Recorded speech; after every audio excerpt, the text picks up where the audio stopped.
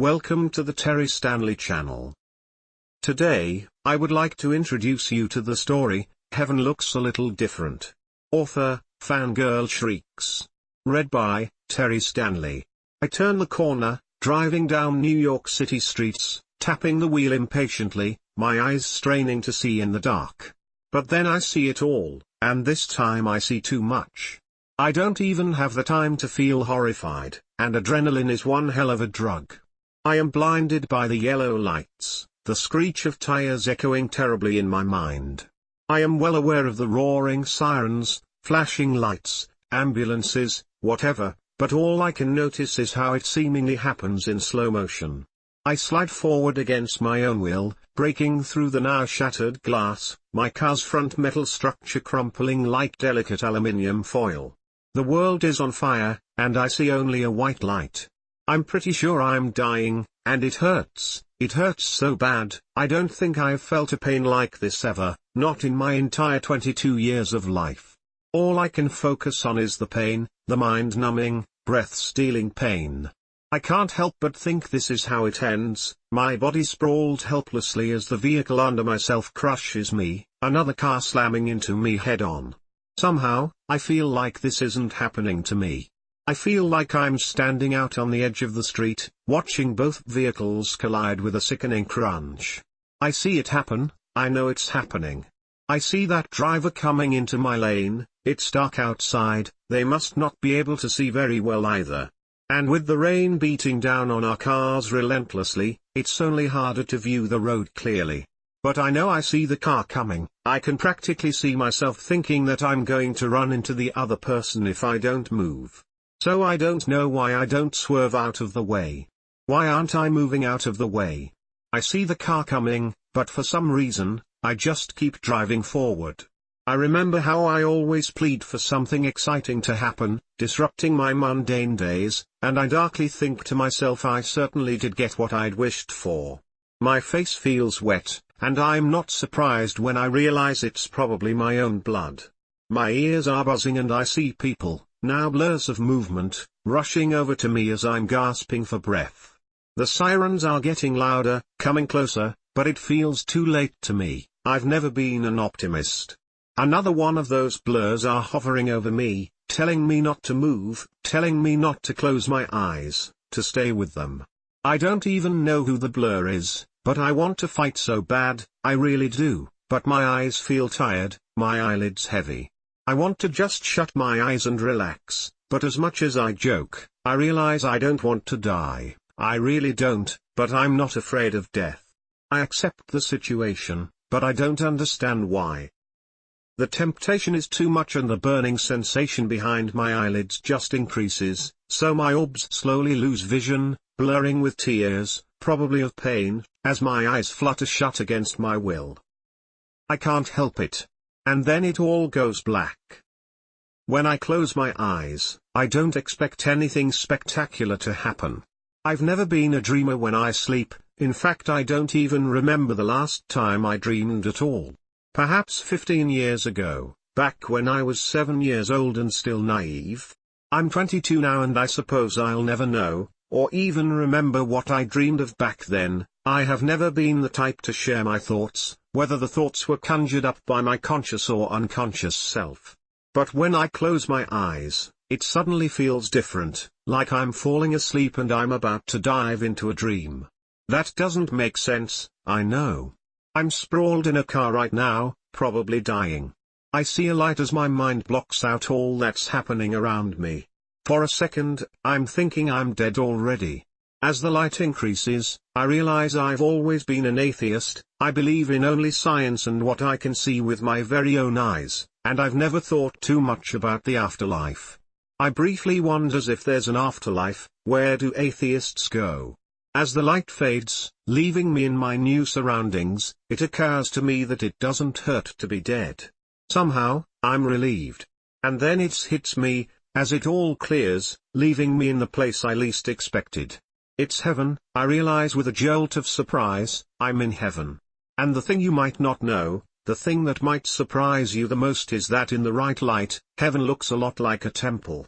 Light envelopes me and I can confirm that I'm a little more than surprised when I see what's standing tall and proud in front of me, a structure so familiar, it brings back so much nostalgia.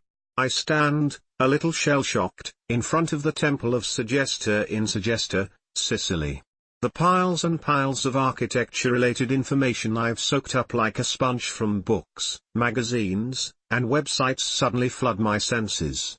It's always been my dream to visit Segesta, Sicily, not only for the amazing culture, but for the temple. I guess, after spending so much time researching and devoting my efforts to the structure, it's only fitting that I spend the rest of eternity here. I think of all the times I've rolled my eyes at the people around me. Oh, you're into architecture? What's your favorite style? I remember their patronizing smiles like it was yesterday as they peered down upon my 10-year-old self. I like all architecture, I always babbled, but right now I like Greek architecture. They would smile down at me, laugh lightly with the fellow adults towering over me, speaking of how adorable little me and my rambling was, and wow, Frederick, she's going to be a little genius, she will. Followed by polite laughter, always. So you like the Parthenon, huh sweetie? Yes, I like the Parthenon. The Parthenon is beautiful. The Parthenon is a huge part of ancient Greek architecture and Greek culture in general. But the Parthenon isn't the best, and I couldn't waste my time worrying and concerning myself over things that weren't the best. Because how could I be the best if I didn't spend my valuable time analyzing the best and only the best? Actually, the Parthenon isn't that awesome. The Temple of Segesta in Sicily is one of the most preserved temples in ancient Greece, to this day. It was made in 424 BC. It's a Doric temple built in the late 5th century, and it is also unusual for being a Hellenic temple because it's located in a city that was not mostly populated by Greeks. It lacks a cellar and doesn't have a roof over it, but it's mostly intact. It's absolutely incredible. Followed by more laughs that haunted me well into my high school experience, and truthfully only disappeared once I was well into my college experience. Offended by their amusement and grown-upness, I know that isn't a word, but I have no other way to describe it. I narrowed my eyes and pointed my chin up to the sky. Someday I will build something permanent. Someday I would show them all. But it was followed by "That's enough, Annabeth, because I was too much, all the time, and, Annabeth, you need to control yourself. You shouldn't be talking to your elders that way." However, now I brush away their mocking and derisive tones, because no, they will not, cannot ruin this moment. I still suddenly, looking down at myself, and I'm suddenly acutely aware that I look different. My eyes pass over my oddly shimmering tan arms, because I'm pretty sure I didn't shimmer when I was alive. I'm not a rainbow video game glitch. My blonde curls sit on my head perfectly, no frizz. It's unrealistic and strange, and so I snap out of whatever hope was growing inside me. I don't carry this type of hope in me, not anymore. I know I will never build something permanent, I know it's a 1 in a million chance, and I know that this dream is giving me all this false hope all of a sudden for something I know will never come true. Especially now that I'm dead. It feels real still, when I'm not peering at myself with hawk eyes and criticizing all that isn't real. Heaven feels like real life. The once white pillars of marble are crumbly and old, but to me they are the most beautiful thing I've ever seen, with the sun shining its light, the temple basking in the golden warmth, a soft, delicate yellow glow cast upon the structure. I'm content, even if I'm well aware it's heaven, not real life, to sit there and contemplate what those pillars, what that marble would say if it could speak, because I know that it must have seen and heard, and experienced some pretty crazy things. I wonder, absent-mindedly, why I'm suddenly seeing this. Aren't you supposed to meet your passed-away loved ones here? The fish my dad had said was in a better place but I knew had died, my past grandfather, my aunt. Aren't they supposed to be here? What is this? But I decide there is no logic behind this, and I don't want to mar this experience with my relentless big brain. I decide to soak it up, the glow of the sun, and the crowd-less attraction, its solitude and glory. I am fulfilled, well. As much as I'll ever be, I have a tendency to never be satisfied, always getting in my own way, but this is enough even if it's just for now. A glint of shimmery light sparkles in the center of the temple where there is a dark, wooden table. I'm pretty sure the table wasn't there when I arrived. I walk towards it, my curiosity getting the best of me. Quickly, I read it. Annabeth Chase.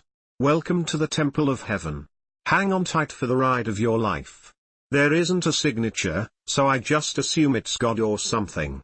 I don't know. It kind of freaks me out that I don't know anything around me, but I'm determined to soak up all the knowledge. Even in death, I want to know it all. Go figure. I was kind of hoping that the weird knowledge-related obsession of mine would pass along with me, but to no avail. All of a sudden, it starts to make sense. This place is so custom to me and designed to make me comfortable. So I wonder, if to someone else, heaven looks a lot like a bowling alley, a farm, or a mall. Once I read the letter, the table is replaced by a vanity, with a nice little cream-colored sink, orange-scented soap, my favorite scent, and a glossy mirror. I look into the mirror and immediately feel sick. I have dried blood crusted all over my hairline, plus scars, bruises, and cuts lining my face. I thought heaven would make me look prettier, but apparently not. Just another disappointment. I don't let it get to me. I look like hell, which I suppose is kind of ironic considering where I am. It makes sense, though, to be looking so terrible. I did just experience what was supposed to be a traumatizing car crash, the crash that ended my life. I wash my face, carefully trying not to hurt myself by harshly scrubbing my injuries. I hope these injuries fade eventually. When I see my relatives and everyone else, I don't want to look this horrible for the rest of eternity. Even though I understand why I look bad, I'm still horrified by my appearance, because as my stepmother always said, appearances are everything, and I am disgusted by myself. I look hideous and my head's pounding. I need to lie down. I end up curling up on the dusty temple floor because while feeling so crappy, I'm not particularly choosy as to where I rest. I close my eyes and am blessed with my usual dreamless sleep. When I wake up, I am greeted by some kind of beeping. My eyes adjust to the bright lights, still bleary and kind of watery. I wipe the crust out of my eyes, ready to chuck my shoe or something at whatever the fuck's beeping and disrupting my beauty sleep. Piper always used to say that beauty sleep was very important. Otherwise I always end up with lavender shadows underneath my steely grey eyes. I try to take in my surroundings before aiming and firing, because what if I hit like an angel or someone? I'd probably be in some deep shit with the big guy who I'm assuming controls heaven. Instead, I'm surprised when I see a heart monitor beeping. I'm in a hospital and I don't understand why I'm not more excited. I'm not dead, I should be rejoicing. But instead I feel rather indifferent. The whole thing was just some sort of crazy dream. Next to me, I see a blur of a brunette and I just know it's Piper when I see those kaleidoscope eyes. My dad's on my left, with his tired eyes. They look so sad and I want to comfort him, I want to tell him I'm not gone forever, I want to tell my dad everything's okay, but I know it's not because everything hurts. Not to mention, in my experience, everything's not usually okay anyways. It's a dull throbbing, not like when I was dying in my car, but the physical pain doesn't even begin to compare to the tears streaming down Piper's face. I try to talk, but I can't. Also, the various big medical equipment hooked up to me are severely uncomfortable.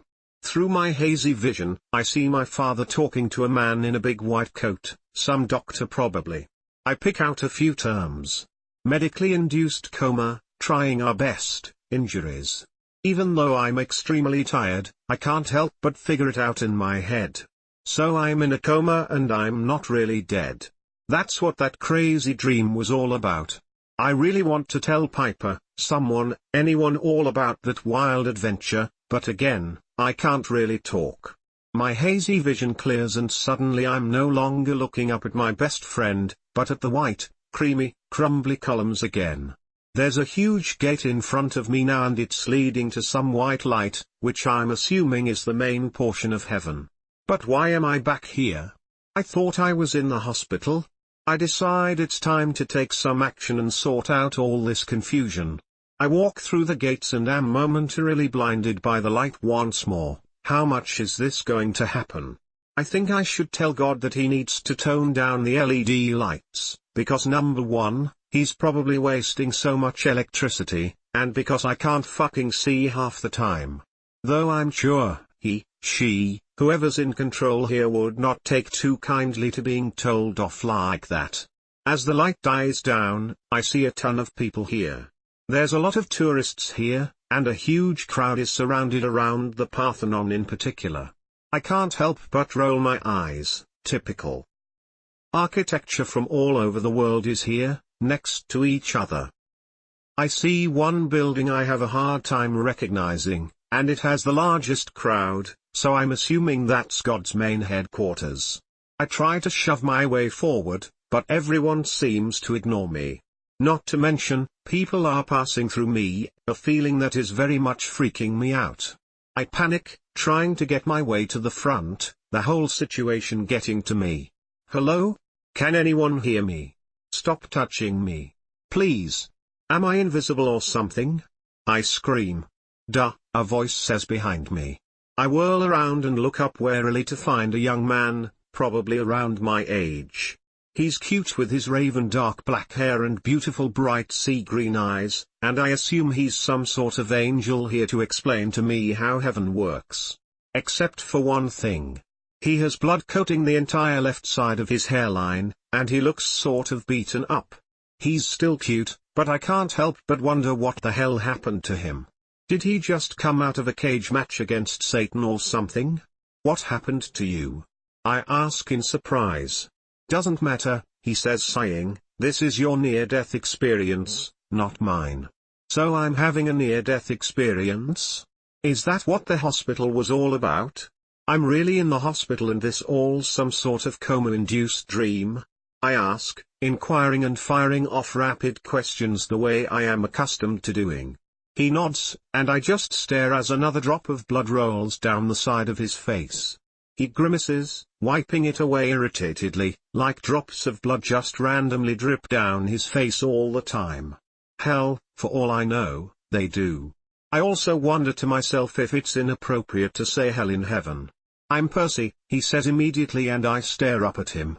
Percy Jackson, he introduces himself.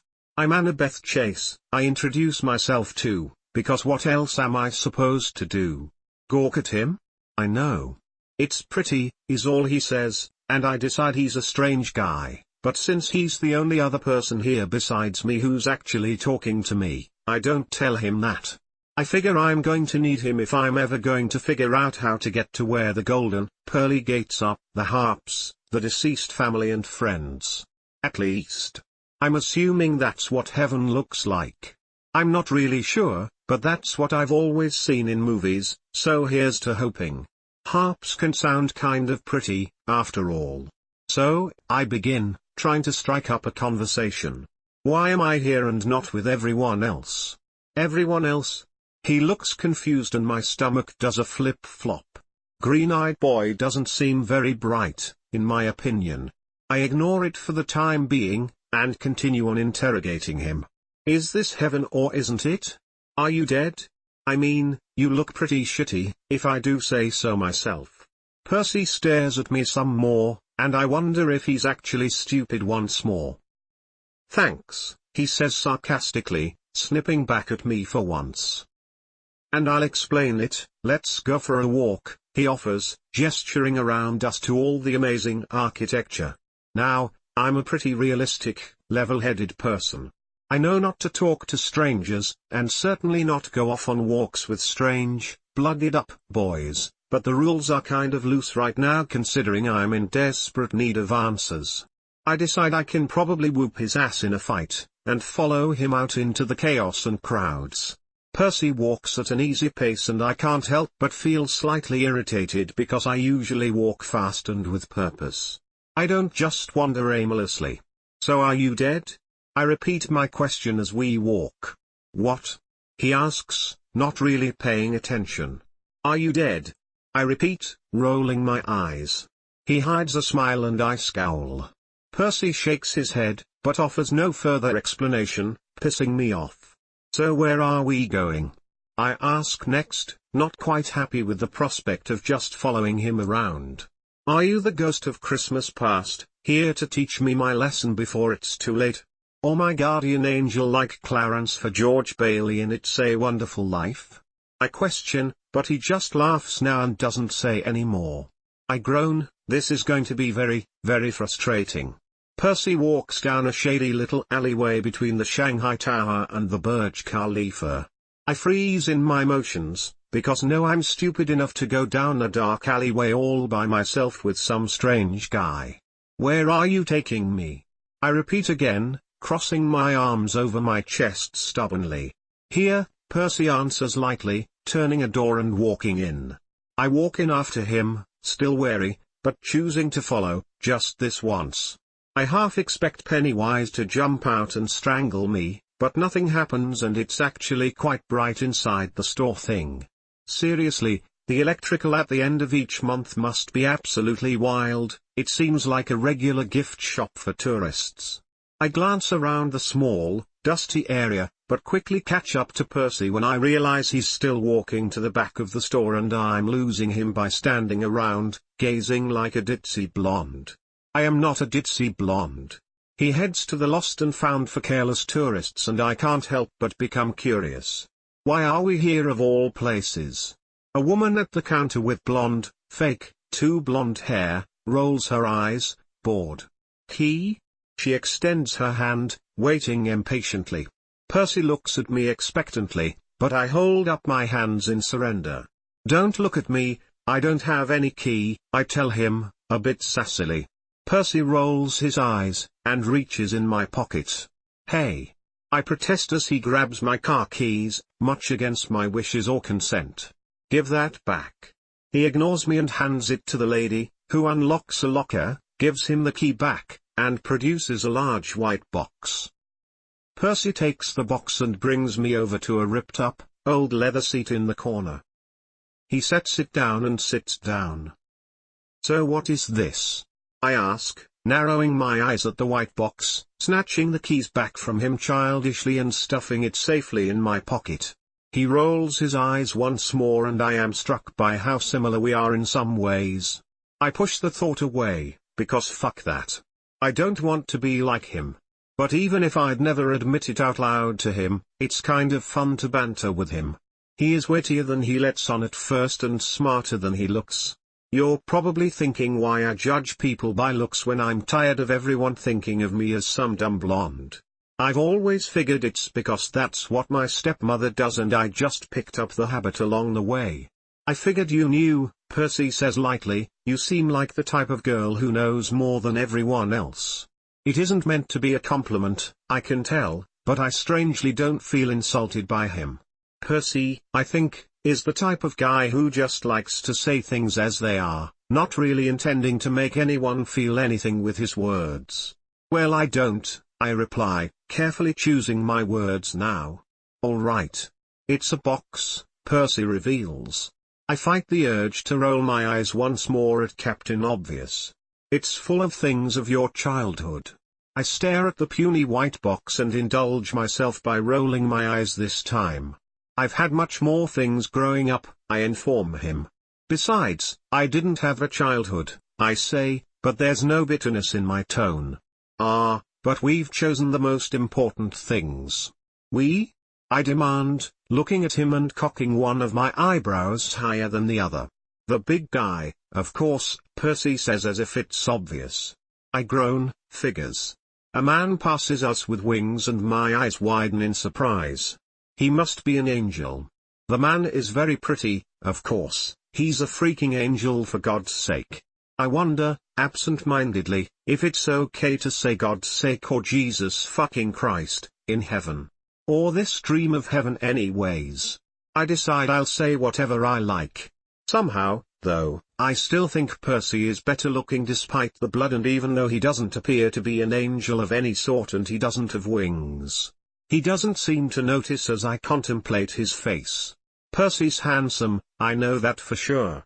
I know girls must fawn over him left and right, but he seems kind of oblivious or indifferent, and for some reason that only heightens his attractiveness, because he doesn't realize he's so beautiful.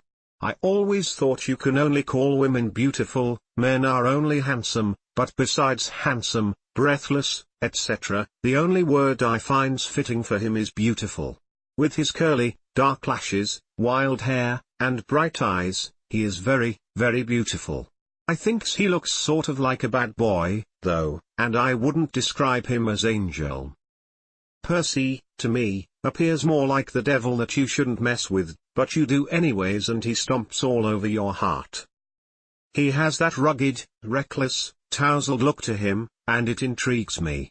As I peer at him, I don't realize when he looks back at me, his face uneasy and sort of uncomfortable, his lips twitching like he wants to say something. I suddenly realize with embarrassment that I'm staring at him. Flushing pink, I look away hastily and awkwardly. I feel like I'm drowning in embarrassment and mortification. I choose to break the awkwardness by digging through the box that is apparently mine. I carefully reach inside and take out a few items. First, I take out a math textbook, which I put in my lap for the time being. Then I take out a silver quarter, a crayon drawing, a photograph, and a carefully folded dress. "Take a good look," he says, and I scan the items in front of me. I pick up the math textbook and hold it up, flipping through it. All my notes in the margins are scribbled in perfectly like they'd been when I'd thrown the book away years ago. It was my first high school textbook. I hug it to my chest, protective of it for some reason. What's so important about all this stuff? I ask Percy, confused by the items in front of me, things I haven't thought about in years, seen in years. "You'll see," he says cryptically, putting the things back in the box and leaving me with the math textbook only. He picks up the box and walks back out of the store and into the main center, where all the architectural structures stand big and proud. I have to speed walk to keep up because now he's walking very fast, and with his long legs he's faster than me. Percy looks at my confused expression, and sympathetically speaks up. "The things in the box will help you determine why you're here." "I'm here because I got into a car crash," I interrupt him impatiently. He shakes his head. "Not really. But you'll understand once you answer the big question you asked yourself in the first place." "What question?" I have no idea what he's talking about. Percy ignores me, and I frown. He walks away, starting to disappear, and I panic. I can't help it. "Wait." I call out desperately. "I don't understand. Why am I here? What question? What answer?" My thirst for knowledge and the feeling of being lost is drowning me. I don't understand. I call once again, but Percy is long gone and I am alone. He's taken my box and left me alone with my math textbook, vanishing into thin air. I try to follow him, go where he's gone, but the world keeps sucking me into the center, not allowing me to leave. I kind of want to cry, and I don't cry, I'm so frustrated. I fall hard onto the ground and the world goes black for the second time in the past 24 hours. When I finally come to and look up, Percy is leaning over me. "You're awake," he says in surprise. "Your machine was beeping," he explains himself, peering at me. Wait, I'm even more confused now. What's the big question? Where's all my stuff? What's going on? I turn my head, looking around me, and all the architecture has disappeared. I am in a room under bright white lights, with white walls and big machinery. Percy is here too, but he is in blue pajamas and is looking at me curiously. I'm not dead again. I don't know, this is all too much. I close my eyes and lean my head against the pillow. Are you okay? Percy asks. I shake my head no. Why are we back here now? We? Well, I'm here because I nearly cracked my head open, he points to his bloody head and hairline. And you're here because you got in a car accident, I think. I open my eyes wide in surprise. Wait, so we weren't just now in the middle of a bunch of architecture? You don't have my stuff in a small, white box? He looks at me sort of worriedly, before shaking his head no. But, I stutter, I know your name and stuff, I can't believe none of that really happened. I don't have a nearly good enough imagination for that. He nods, as if it all makes sense. To me, it doesn't. Well, I spoke to you while you were out cold yesterday. But I don't know how much you heard, being in a coma and all, Percy explains. Are you okay? He inspects my face. That, ladies and gentlemen, is the million-dollar question. You wouldn't believe the crazy shit I just saw, I tell him. Percy offers to listen to me tell him about it. At first, I'm wary, but I end up telling him all about it because I'm bored and confused. He's a good listener, and besides, he has that whole cute guy thing going for him. He doesn't give me any judgmental looks and he doesn't tell me I'm weird. I appreciate it. Maybe Percy's not so bad after all. And I'm not really mad at him anymore, considering the fact that he didn't actually just leave me in the middle of nowhere with a math textbook. I love math. But I do not think Algebra 2 would help me figure out where I am. At least, in my experience, hyperbolas, ellipses, trigonometry, and probability are not very useful when you are stranded alone. I ask about my parents and he says my stepmother and my 2 little brothers were here for a little while, but my father and my best friend Piper have stayed the entire time. A warmth spreads through my core, grateful for their presence. He tells me they'll probably come and check on me in a little while. He tells me Piper's pretty, which I'm not surprised at all to hear, because everyone thinks Piper is pretty. Of course, that's because she is, but still. Percy tells me she was crying a lot though, and I feel a little bad. He also tells me he saw a girl with electric blue eyes who scared him a little, but seemed pretty cool, and I assume it's my other best friend Thalia. He says he talked to her for some time and she was actually pretty nice, though very worried. So what do you think? I ask him, after retelling my insane dream. Percy shrugs. Do you know what you meant? I inquire, knowing it's a long shot, but still worth a try. He shakes his head. How am I supposed to know? I'm stupid enough to nearly die in a pool. He's the captain of his college swim team, and when he tells me how he nearly died, I can't help but smile, causing him to smile too. I decide I like him, even if he was stupid in my dream. He's still kind of stupid, I realize, but I think it's not nearly as annoying and more endearing and silly than plain stupid. What do you think heaven would look like to you? I ask him, curious. Percy thinks for a moment. I think it would look like Montauk Beach in Long Island, New York, he tells me. I nod, pleased with his answer. And your 5 items? I inquire, once again curious. He thinks once more, but for a couple minutes this time. I suppose it does take a moment to think of, considering he's also 22 like me. He told me earlier when telling me about why he's here in the hospital, and that's a lot of years to only choose 5 objects out of. A can of Narragansett lager, a seashell, a knife, a box of Band-Aids, and blue food dye, Percy rattles off. I stare at him. That's a bunch of random stuff, and I really didn't think he'd put so much thought into it.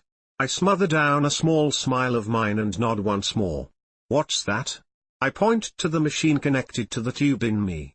Saline water, he explains, smiling a little mischievously. And then he pulls the plug. I try to scream, but nothing comes out. It feels like one of those nightmares where you're free-falling forever, and you don't know how to stop, and it's terrifying. Then before I know it, I'm back in heaven. And then I'm surprised for the nth time when the world swirls, sending me spiraling, getting sucked into a vortex of some sort. I try to scream as the world blurs around me and Percy. He's back now, for some reason, but I can't let go of the textbook, and I'm falling faster and faster. It's scary, and as I flail ungracefully I see Percy's eyes widen in shock, as he leaps forward, reaching for me, not allowing me to get sucked in. Then I hear myself. It's as if I'm standing in a corner of the room, watching myself being pulled in. I'm screaming his name, desperately pleading something from him. Some stubborn portion of his soul is grounded to the ground, clutching at me just as desperately. He won't let me go, he simply won't. The thought calms me a little, but not by much, gauging by my girly screaming. I hate that I'm screaming, but I can't find a way to stop as the air only tugs on both of us harder, trying to suck us in. He refuses. When it becomes apparent that I'm going to get sucked in one way or another because the current of air is getting stronger and stronger, Percy lets go. But not of me. He doesn't know me, but I'm interesting and confusing to him, and he's not letting me leave so easily. Percy lets his feet release off the ground as he flies into the vortex with me. My arms clutch the textbook in fear, and he's holding me, hugging me closely, both of us squeezing our eyes shut in fear as we fly into the unknown. We crash into the ground, me landing first. I fall back, the textbook flying onto the vibrant green grass next to me. I groan, trying to sit up, when Percy lands. I accidentally knee him in the worst place imaginable for a guy, causing him to yelp loudly, and he lands accidentally on top of me. He's desperately trying to slow himself, to catch himself. Percy nearly crushes me, but he uses his incredible reflexes, splaying over me, his hands landing right next to my face, and his feet keeping him propped up next to my legs. He's an inch above my face, but he manages not to flatten me like those pancakes I refuse to eat for breakfast, knowing they'll just be a bunch of unnecessary calories and are too sugary. I don't even have coffee with sugar, for God's sake. I get coffee in the morning, black, no sugar, no creamers, no nothing, because coffee is supposed to wake me up, it's not supposed to be a dessert. I don't need the extra unnecessary calories, the extra fat, because coffee by itself may protect me from conditions like obesity and lower levels of abnormal enzymes in my liver. I know that for a fact. I also don't understand why I'm thinking about coffee and flippin' pancakes, pun intended, when Percy is nearly about to crush me. Percy's face hovers over mine and he grits his teeth in pain, the sting of the blow to his manhood not unforgotten. Ow, he mutters, looking at me pointedly, his breath on mine, our bodies uncomfortably close. He rolls off me, falling onto his back and groaning once more. I rub my elbow, which landed awkwardly when I fell through whatever the hell that portal-like thing was. The grass softened my blow, but still, it had hurt. I roll up to look at him and his eyes are closed, his breathing steady, his hands over his face. Sorry, I apologize immediately, despite my typically unyielding nature. It's okay, he murmurs, blinking rapidly a few times before sitting up himself. I still wince anyways when I hear the obviously pain-filled groan as he tries to stay sitting up. Eventually, Percy gives up and he falls back into the grass, shutting his eyes. Man down, he declares, taking a sharp, deep breath. I can't help but smile begrudgingly at his commentary. He's funny, I decide, and wittier than I'd thought at first. Plus he didn't let go of me. I blink, the realization sitting on my shoulders uncomfortably. He didn't let go. Thank you, I hear myself say before I can think properly. What? Percy asks, confused, as he manages to stand up, taking my outstretched, helpful hand. Thanks, I repeat myself, shoving down my huge pride. For not letting go, I says, kind of embarrassed. I pick up my textbook so I don't have to look at him as I express my gratitude. I thought I was going to die, I admit quietly. I wonder if I can die in heaven. With my luck, I probably will. Percy is quiet for a moment and it unsettles me, but when he speaks I somehow feels calmer. I would never let you go that easily, he says softly, looking away as well, understanding how intimate his words are. He doesn't mean it like that, he doesn't even know me. It's not like he's in love with me, this isn't some cheesy Hallmark rom-com film. But he means it all the same, he means it like a friend. Whatever's happening to the both of us, we're in it together, he makes that clear. It's the sign of a friendship, I know, and it warms my heart for some reason. I just know that if Piper was here, she'd be squealing up and fainting at the sight of Percy's blood, of course. Thalia would be maybe grumbling and groaning. I look down at my shoes, grateful to have someone there with me. Come on, I say, breaking the silence. We're clearly here for a reason. I point to a familiar building in front of us. My high school. I have no idea why I'm here, but I'm determined to find out. Clutching the textbook to my chest, I lead him through the back garden door, the room that connects directly to my old math room. Percy gazes at the clean brick building as he enters the building behind me after holding the door for me, like a gentleman. Not like I would ever admit that to him. Was this your high school? He scowls a little and I can't help but wonder if he held bad memories with this place. But I don't think I've ever seen him before today, so I figure it's just a problem he has with high school in general. I figure that if I wasn't so invested in high school, participating in nearly everything, I graduated as valedictorian, I would hold some resentment towards the atmosphere as well. Yes, is all I say, choosing not to entertain the stream of thousands of questions bound to escape his lips. It doesn't, and I can't help but feel slightly relieved. I turn the door handle to the math room, Percy taking in the school with a slight scowl on his face. Were you rich? He asks, noticing the uniforms in the display cases and the lined-up, endless trophies, along with the school which was in perfect condition. I choose not to answer, but Percy looks at me pointedly, still frowning slightly, after viewing the uniforms. I never bothered considering what Percy's childhood was like, but based off his distaste towards my school, I figure it wasn't very pleasant. I can relate. Did you have a boyfriend? Percy asks, thinking I was probably the all-around perfect, popular student. I chuckle darkly to myself, how wrong he is. My lips press into an unyielding hard line at the last question. Percy decides not to pry any further. We slip into my math room and I freeze because the class is in session. I immediately expect the teenagers to stare at me like I murdered someone, as they always do when someone enters class tardy. But they don't. It's almost like they can't see me at all, a fact that I am relieved with somehow. They can't see us, Percy says, as if reading my mind. He steps forward to explore, but stops when he hears a strangled gasp from me behind him. What? He asks, worried he'd fucked up. What happened? He whirls to face me in panic, and sees me with my eyes wide in shock. Annabeth? I point frantically at a student behind him. Percy turns, confused, to see what I'd seen. I look as if I'd seen a ghost.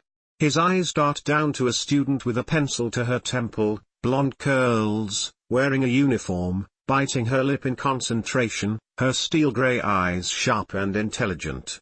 It's you, he breathes. I didn't think my former self would be here.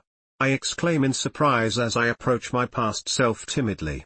Percy looks between both of us and can't help but notice how similar we still are, though he thinks I've grown into myself a little more. Still, Percy thinks I was still pretty, even back then. And intimidating, as always. I stare at my younger self with a half in awe, half horrified expression on my face. Huh, is all Percy says. You even looked like a nerd back then. Huh? I repeat, staring at him, astounded at his lack of reaction while I was over here freaking out. I can't even find it in myself to be offended by his comment. I'm too close to losing my sanity. Maybe I already have. You see my younger self, my clone, and all you have to say is huh? I feels like I might pass out because this is some weird shit, and I doesn't want to be here anymore. I want to go back to the temple or to the main heaven, architecture area. You haven't aged a bit? Percy says, trying again, but it sounds more like a question. He rubs the back of his neck sheepishly, shrugging a little at a loss for words. Ugh. I groan in frustration and exasperation, throwing my arms up in exasperation. I'm not fishing for compliments, Percy. I laugh a little, because the situation is so stupidly insane. I think I'm losing my mind. Percy stares at me. He thinks I'm losing my mind a little too. Suddenly, a student stands up and walks to sharpen his pencil, but he walks through me, and now I'm hyperventilating and Percy knows, he just knows I'm about to scream. He doesn't know me very well, but somehow he still feels like he's known me all his life, and he knows I'm a realist. He knows this is too much for to handle because I'm so practical, always. He fucking knows I'm about to have a mental breakdown, so he briskly walks over to me, putting his arms around me, trying to talk to me, trying to calm me down.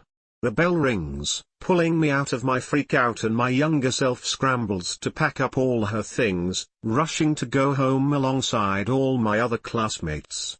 My plaid uniform skirt flounces as I walk, dodging and expertly weaving through my own classroom peers. Advanced class, Einstein? Percy asks, letting go of my smaller frame, as he watches all the older students file out around young, tall but still smaller me. They're all older than you. I nod a little, as if in a daze. I clutch the textbook to my heart and follow after myself, Percy trailing me. Suddenly, I recoil, my face going pale and slack. Fuck, I curse, and Percy's surprised because even though he knows it's probably not my first time cussing because I look the same age as him, 22, he still didn't expect that. I know what's going to happen. I remember this. I sound so shaken, my eyes filled with uncertainty, that Percy wants to hold me close to his chest and tell me everything's alright.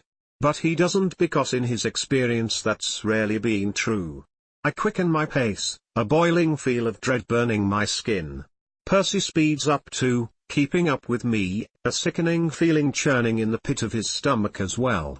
Because he just knows that he's about to witness one of my most personal memories. And the green-eyed boy has no doubt that this very moment has kept me awake for countless nights, causing lavender shadows to appear under my usually sparkling grey eyes.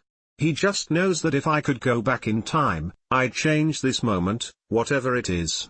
He knows I'm on the verge of cracking, and Percy really doesn't want me to break because he's afraid I've never cracked before, and when I do, the storm I unleash will consume everyone I've ever known, myself included.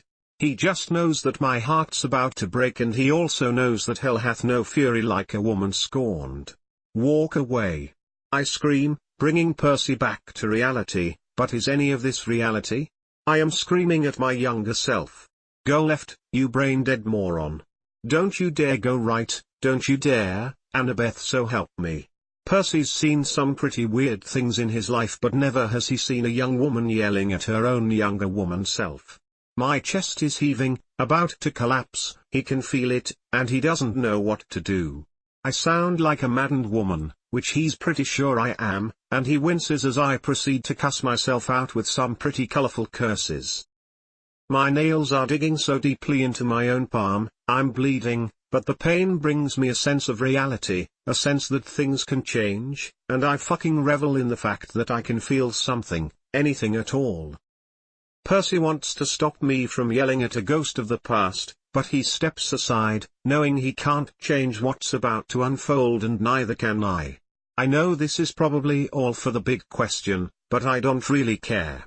All I can focus on is little old me, walking down the cold, smooth-tiled floor. I watch, helpless, as my 16-year-old self takes a right. No. No. No, I am pleading now, fucking praying to no one, and Percy's pretty sure I'm about to crumble to my feet. It doesn't matter because younger me takes the right, and she walks smiling to herself thinking about some boy. Percy knows that little high school girl is thinking about some boy, he can see it on my face. Little me runs into a senior. And the senior, he has blue eyes, really blue and a little scary, he has a twisted smile, but little me looks at him like he's the sun in a long, dark cave. And the senior, he has this wicked look in his eye that Percy really doesn't like. In fact, Percy's blood is roaring in his ears because he doesn't like where this is going, and he wants to deck this puny senior right where he stands, but he can't, and it feels like all the air has been sucked out of him. And the senior's name is Luke, Percy learns when little me opens my mouth, speaking to him so admirably, smiling so wide. Percy can see just how much I liked him, how much I loved him. But he's a pervert and he's cruel, and Percy sees it happen, but he can't stop it. Luke's just talking to her, his patience is wearing thin, but little she can't see that as her expression changes too from her beautiful smile to a desperate pleading one as she begs for forgiveness. Percy can't help but think I was so much prettier when I was smiling, before Luke stole that from me. I am watching the whole scene, horrified. It happens in slow motion, in Percy's eyes, and next to him I flinch in anticipation. Percy feels sick, because this is all too familiar, because he's seen it before when he was growing up, he's seen all the red flags that he was too late to spot as a child. Don't look, I murmur quietly to Percy hastily, but it feels half-hearted, even though I look not only terrified, but horrified. But it's too late and Percy can't tear his eyes away from the scene unfolding in front of us. We watch, the both of us, as Luke's hand cracks against my younger face. There's no one else in the hall, the school day's over, math was her last period. And we both see the icy rage in Luke's cold blue eyes, and we see younger me still in fear, shaking once he's left me alone in the hallway, all by herself. I'm shaking uncontrollably, and I'm crying silently, but it's even worse than sobbing because I'm not making a sound. Because this senior, this boy Percy assumes was my boyfriend back then, Percy thinks he's too old for me and he's right, has just hit this little freshman girl, leaving a red handprint mark on her face. He's an abusive bastard, and little me is just crying, because I'm sorry but I shouldn't be sorry. Luke should be sorry, because you cannot hit another woman, not your girlfriend, not like that. And little me has sunk to the ground, my math textbook, the same one I am holding in my arms, spilling onto the ground. And little me won't stop shaking or crying and Percy has half a mind to go beat Luke up, but he can't because he can't beat a ghost up, a memory up. That's impossible. Stop apologizing, I whisper quietly to my younger self, the only words I've said after finishing cursing at myself. Percy whips his head, forcing himself to tear his eyes away from the gruesome scene to see I've gone still next to him, tears of my own sliding down my cheeks. Percy wants to throw up, he feels so sick. So this was my high school relationship that I'd refused to tell him earlier when he'd asked. This twisted, abusive relationship. Percy hates Luke, he hates him so much it hurts.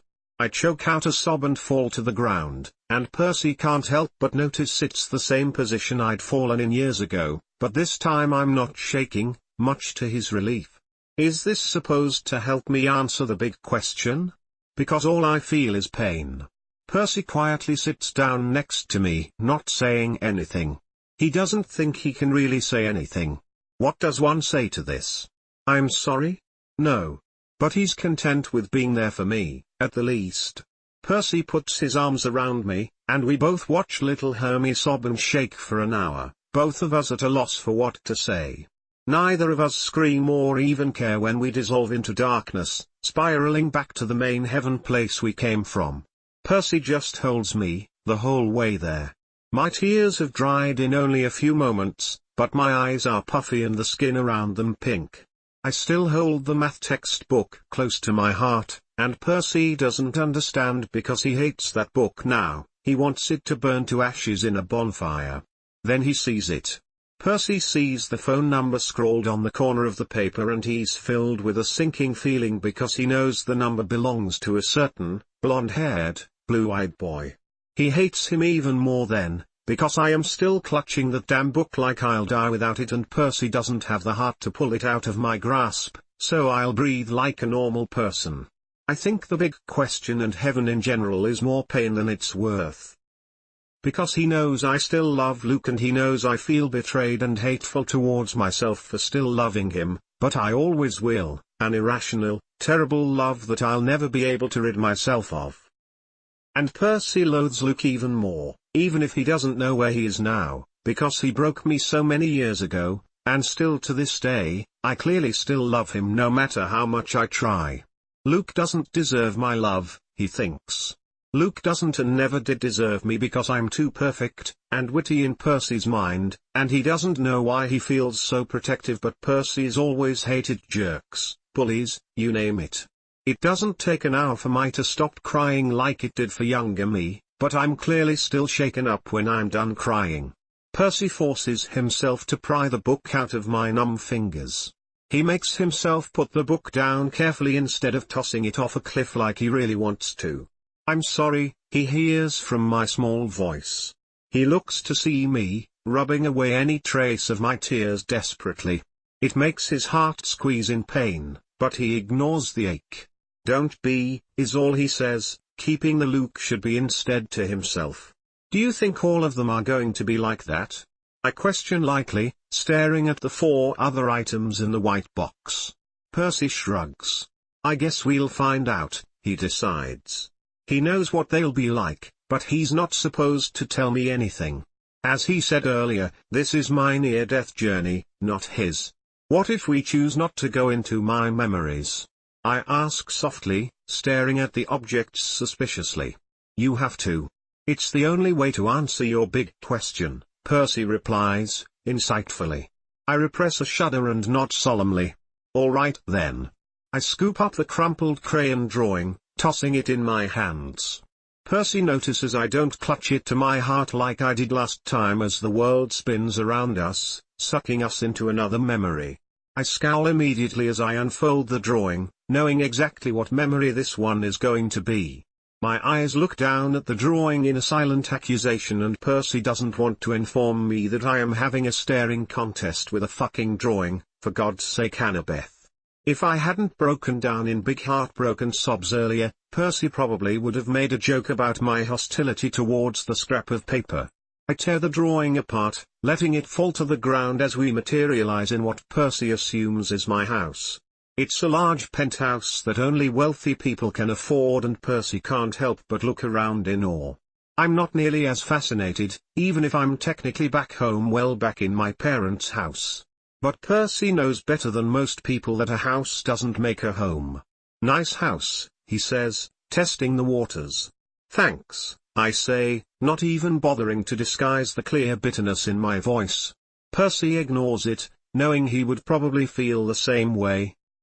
I step into the kitchen, Percy watching my cold behavior towards seemingly no one. To himself, Percy suspects my meltdown over he can't even say his fucking name had a bigger effect on me than I'd let on. "Now we wait," I say, watching carefully. A little blonde girl suddenly comes into view, and Percy can't help but inhale a sharp breath when he sees little me. In this memory, I'm around 9 years old, and Percy's heart melts a little.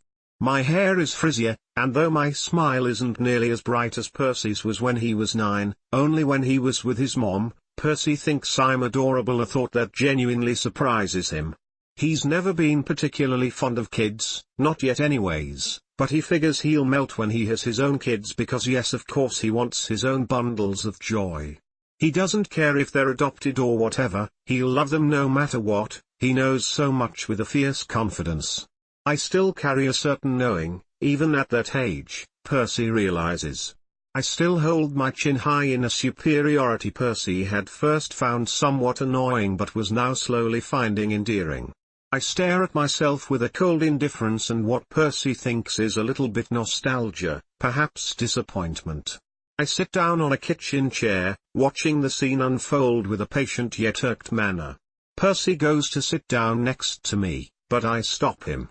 My stepmother's going to sit there, and I don't think a memory sitting on you will feel too good, I advise, so Percy sits on the seat on the right of me instead, intrigued by how sharp my memory is. Percy wonders in the back of his mind if it's because I remember what's bound to be a terrible memory so vividly, or because I simply has stellar, damn near photographic memory. He thinks it's an equal mixture of both. I sit quietly, my hands folded, my chin resting on them easily. Percy tries not to be concerned and pays attention as a woman enters the room. Little me is coloring on an ivory piece of paper, but it doesn't look a normal child at that age. Jimmy is using a ruler, drawing precise lines, the tip of her tongue peeking out of the corner of her rosy mouth in concentration. Upon squinting and therefore closer inspection, Percy realizes that she's sketching a building with a goddamn green Crayola crayon. "Margaret," little me greets my stepmother suspiciously and warily. "Annabeth, The woman's voice is pleasant and she distractedly looks towards the kitchen sink, nearly overflowing with dishes. She tends to the dirty dishes because even though she keeps a homey kind of untidy house, she will not tolerate the kitchen looking sloppy. Little me pulls away from her drawing, looking satisfied with her master artwork. "What are you working on?" Margaret asks, and Percy thinks she's the type of mother who asks things, not because she is necessarily interested, but because she knows how to treat kids. So far Margaret seems pretty okay, and Percy thinks the problem will not be with Margaret, but with someone else. Little me's stepmother walks over and sits in the chair I had perfectly predicted she would. Margaret peers at the drawing, not much impressed, though it was very impressive for a 9-year-old girl's accomplishment, but certainly intrigued and not shooting little me's dreams down. "It's pretty," Margaret says carefully, unsure of the feedback her stepdaughter is hoping for. "Thank you," little me says, ever the polite child. Percy feels as though he's seeing two strangers converse, but he knows firsthand that familial relationships, especially when it's not true blood, can be very complicated. "I'm going to go show Dad," little me declares. "Frederick's busy, Annabeth," Margaret reminds her, standing up and returning to her work. Little me cocks a knowing look at her. "He'll make time for me," little me says with such certainty that Percy knows something bad's about to happen. I roll my eyes seemingly at myself. Percy thinks I'm being harsh on my past self, but says no such thing out loud. It isn't his place. Little me walks defiantly, holding her drawing in front of her like a priceless jewel, turning left when she's walked a couple paces down a narrow hallway. Percy stands next to the memory, me still not saying anything.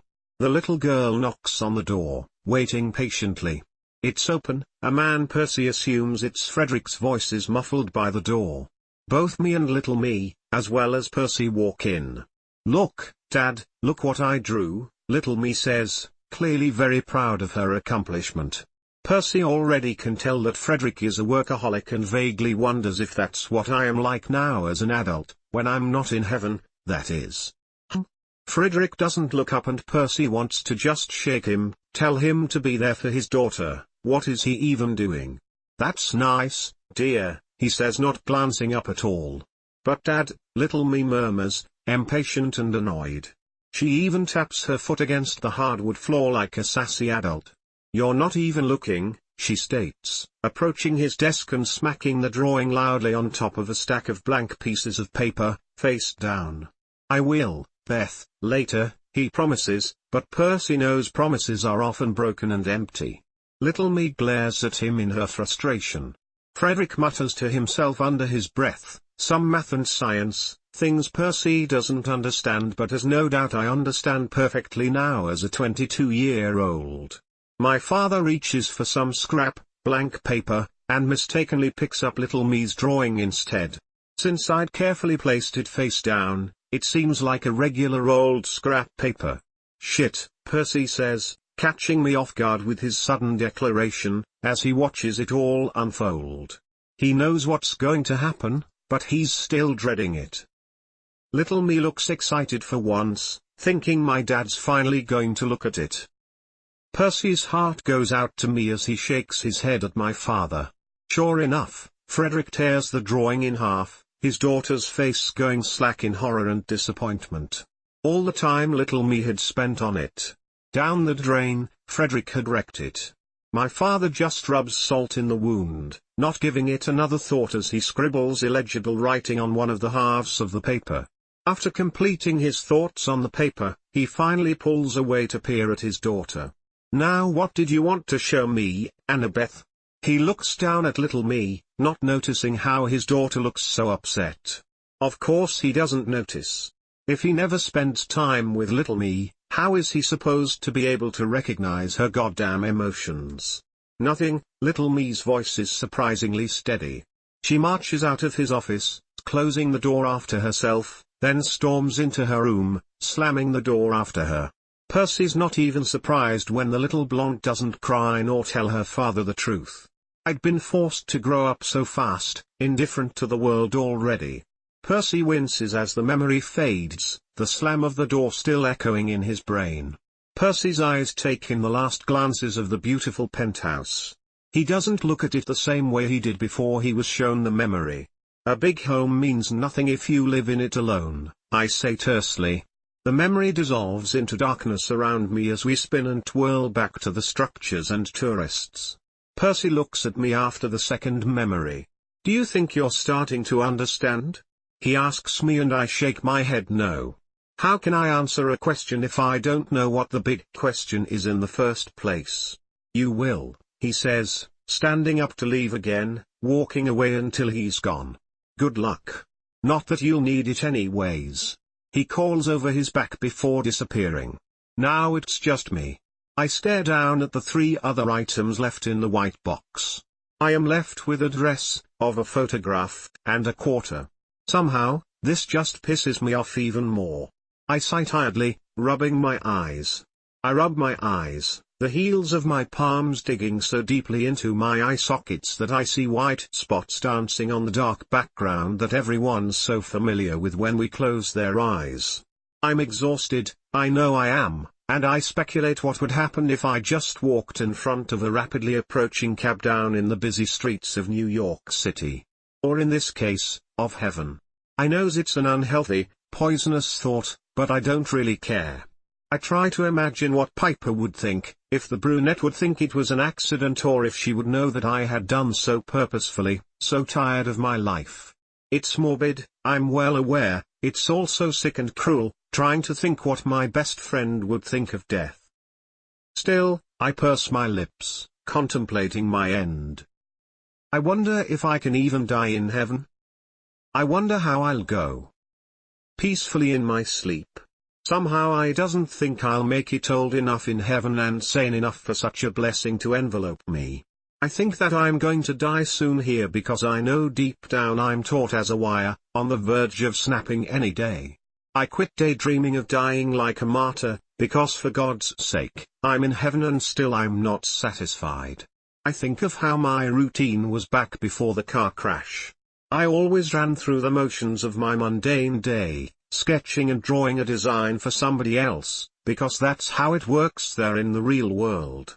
I loved my job at the architectural firm, but I know I've never been satisfied with anything. I work for someone, who works for someone, who works for someone, etc. and we all think we're working for ourselves, working to pay our bills, and buy our needs, our wants, the dreams we had crushed from childhood, but at the end of the day we're all working for someone else. And when someone works for us, we think we are suddenly somehow more special. But we're not, we never will be, because we will work, and work, and work, and work, work for money, work to get paid, work for someone else. Because that's just the way of the world and I know it. But what's the point of knowing it if you can't change it? I consciously wonder if myself, the one who's having this brain experience back in the hospital, is wondering if my dream self can be tired too. The thought makes my brain hurt, so I stop thinking about all my different selves and fourth walls. I am too exhausted to be having an existential crisis. I want the answer though, to the mysterious big question. I want the answer so bad. I pick up very shiny, silver quarter, twirling it between my fingers carelessly. I hold it up distastefully because even though I don't remember this memory as vividly, or at all, like the last 2, I just know it's going to be bad. So far, I have seen memories where others have wronged me, but this time I think I'm going to see something I've done wrong. I don't know why, the quarter just seems like it's carrying my burdens. Not to mention, I've been wondering how this is teaching me anything, if I'm not remembering all my sins. Isn't that the whole point of heaven and hell? This ought to be fun, I mutter to myself, closing my eyes as I fall into the swirling abyss for the 3rd time, this time alone. The rest of the memories will be told through a present perspective of Annabeth, not Annabeth watching her memories since she's alone now and I don't have to write Percy's reactions to her memories. I am in middle school, 6th grade to be exact, and I'm not very popular. I know I'm not. Nobody likes the know-it-all, but it's not like I try to be a teacher's pet.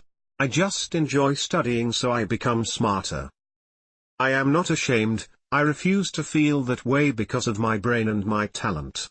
I've told my dad, but he's busy, so he just shoves me aside, telling me to ignore them, the kids who like to ridicule me for my brain. I refuse to dumb myself down to fit their standards, but it's hard not to want to fit in. I'll admit, I've wanted to be more likable ever since first grade. I don't think I'm vain, I don't brag either, but they still hate me. All they ever do is hate me.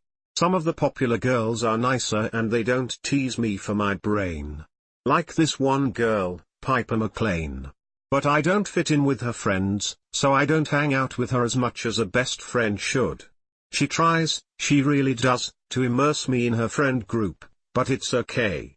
Because someday I will be bigger than this, I know I will be. The popular kids go to the mall after school sometimes. Somehow, I managed to wiggle my way into an invitation, I don't even know how. I think I just smooth talk my way in. But they still cover their mouths, hiding smiles while they allow me permission. I know I'm being made fun of, I'm not stupid, far from it. I need to prove myself, I know that too. I go to the mall after school with the other kids, and the girls don't really talk to me, but they allow me to linger in their group. I feel desperate and fake, I hate it. But I hang in there, because I know if they approve of me all the teasing will stop and things will start to get better. I might have to do their homework a little bit, but that's okay. I need this, I know I do. The girls are giggling, talking about who's cute and who's not, and I know I need to contribute. They ask me who I have a crush on, but I've never really thought about. I hesitate and consider telling the truth, that I don't like anyone, but I know that will be met with major disapproval and any chance I have of winning their praise will be lost.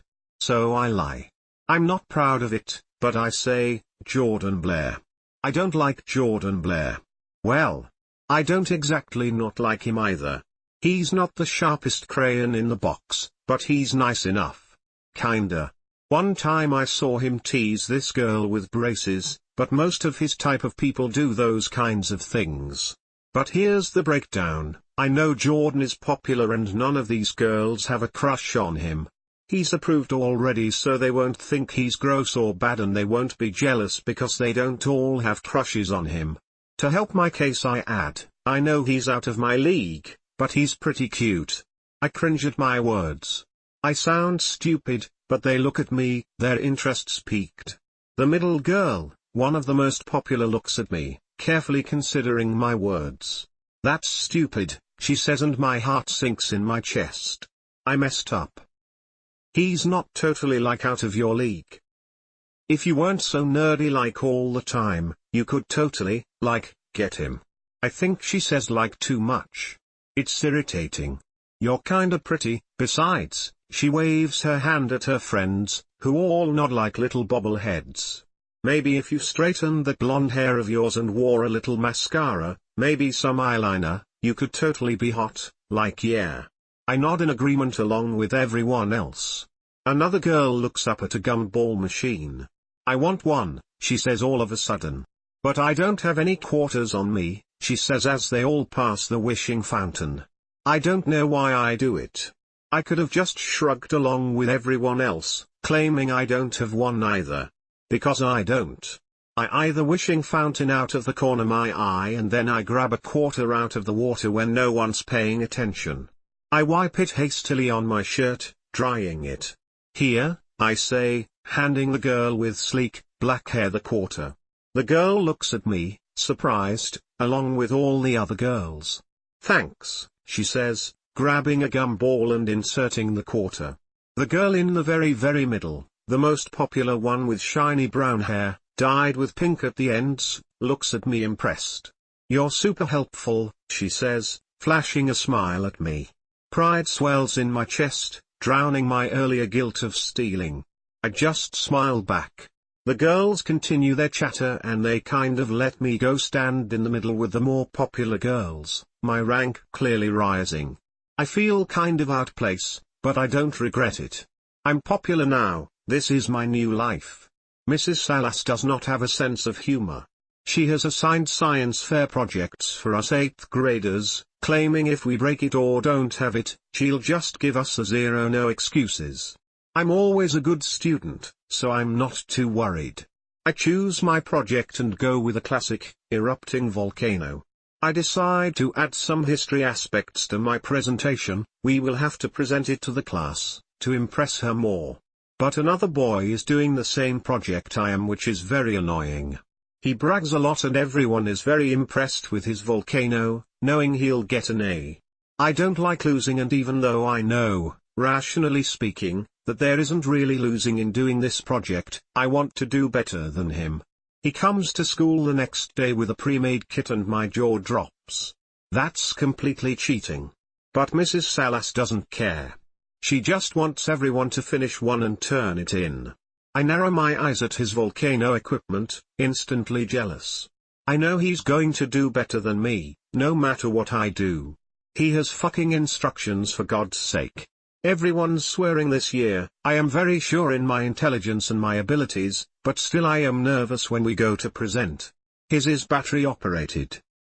When I was younger, I used to have a more stable conscience, but I am finding that I don't care so much when I lie, and it's easier to trick people. I do not care anymore.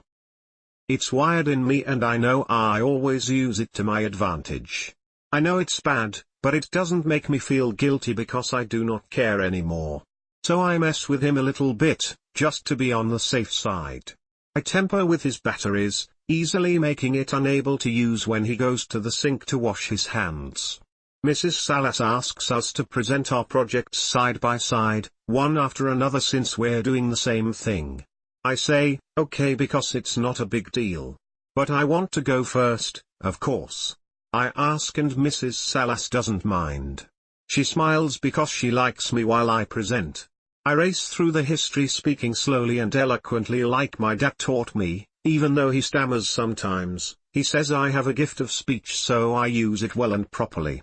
I think my teacher's impressed because she claps at the end. The volcano erupts into a tray so it doesn't make a mess, and I sit down in my seat in the back after she takes my picture with my project, like she does for every student to put on the class website. I can't help but hold my breath when the other boy goes to complete his presentation. This is the moment.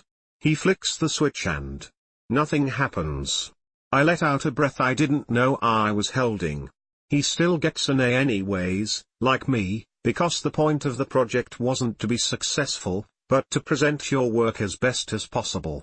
His friends are disappointed, but he's more upset. He comes and sits in the back in his desk, the one across from mine, after his presentation. He narrows his eyes at me, suspicious. It was working earlier today, he hisses at me. I just roll my eyes at him. And that's my problem. Why? I think you did something to it, he whispers, accusing me of the crime I did indeed commit. Mrs. Salas doesn't know what he's said, but she hears him whispering and tells him to be quiet, causing the class to laugh. No, I didn't, I lie after a while, whispering back at him. He sighs, looking at the poor stuttering kid up there presenting now. I think he believes me, because I don't ever do anything wrong and all the teachers and prettiest girls like me. He doesn't say anything else and neither do I. I don't care that we both got A's. I'm still happy mine erupted. Piper is bugging me. She's my best friend in the whole world and I don't have many friends, at least, not real friends. I still have my ditzy popular acquaintances who have saved me from a lot of trouble through the years. But it's my sophomore year and I am studying for finals, but Piper wants to go out. A lot of high schoolers are going to a party at some popular boy's house, and Piper and I were invited, of course, her being of high status and me being part of an elite squad, even if not at the top. It's enough to qualify for house parties. I don't want to go. But the kind brunette says I've been studying too much and she keeps talking, pleading while I'm trying to focus, so I just emptily promise to go, causing her to squeal, so she'll leave me alone. I go back to studying, forgetting about the incident, so I am very surprised when Piper bangs my bedroom door open half an hour later, asking why I'm not dressed yet. For what? I ask, choosing to play dumb. Piper doesn't fall for it, she knows me too well. The party. You promised, Beth, she pouts and I glare at her, not cracking under her sweet face. I'm busy, I gesture to the books all around me. Piper points to my bed where she'd laid out a silver, sparkly dress of hers for me.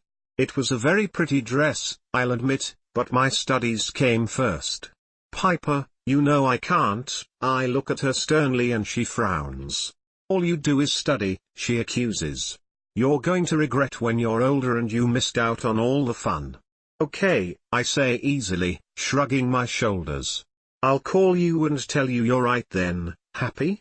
I ask, not tearing my gaze away from my bright laptop screen. No. She argues, angrier than I'd expected.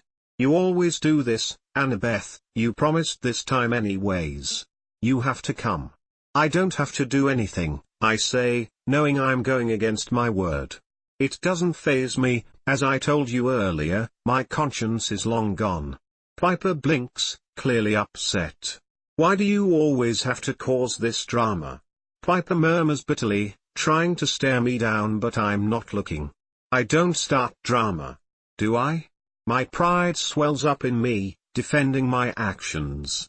Don't start spitting out accusations, I chastise her. You know college has always been very important to me. Wow, Piper drawls. I didn't know it was more important than your promises and your best friend. Piper, you know that's not true, I start, but she cuts me off. You always break promises and I never see you anymore. Your head is always in your books, and she starts as well, but I cut her off this time. Your head is always up in the clouds, I spit, venom in my voice, my temper flaring up as I turn to look at her. That is not true. The brunette exclaims in surprise. Yes it is. I'm shouting now and so is she. Piper blinks, once, twice. I know I'm a shitty friend, selfish too, but I don't know how to be any other way. Fine, is all she says, her voice barely a whisper. She gathers her things and leaves my parents' house. I don't apologize, I don't do anything. I don't even go after her. It's just me and my computer now. I'm back in the center of crowds now, Percy's staring over me. So did you figure it out? He asks. I look at him, still confused. He's holding the empty white box. Figure what out? I snap, kind of in a bad mood after seeing my fight with Piper. The big question, Percy answers coolly. I shake my head and he frowns. Damn, he looks pitifully upon me and shakes his head in disappointment. I glare, I don't need his pity, I'm doing fucking fantastic. I was hoping I wouldn't have to rely on this, but... He reaches into the white box that I thought was empty and somehow pulls out an even bigger black box. I blink. How can a bigger box fit in a smaller one? Heaven should not go against basic logic because my mind hurts. He pulls objects out of it, toys, trinkets, weird stuff. I raise my eyebrow and lays it out in a straight line in front of me. Have fun, he says, turning to walk away. Wait.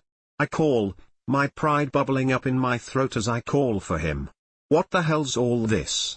I gesture at the things in front of me. I was hoping this whole memory thing was over.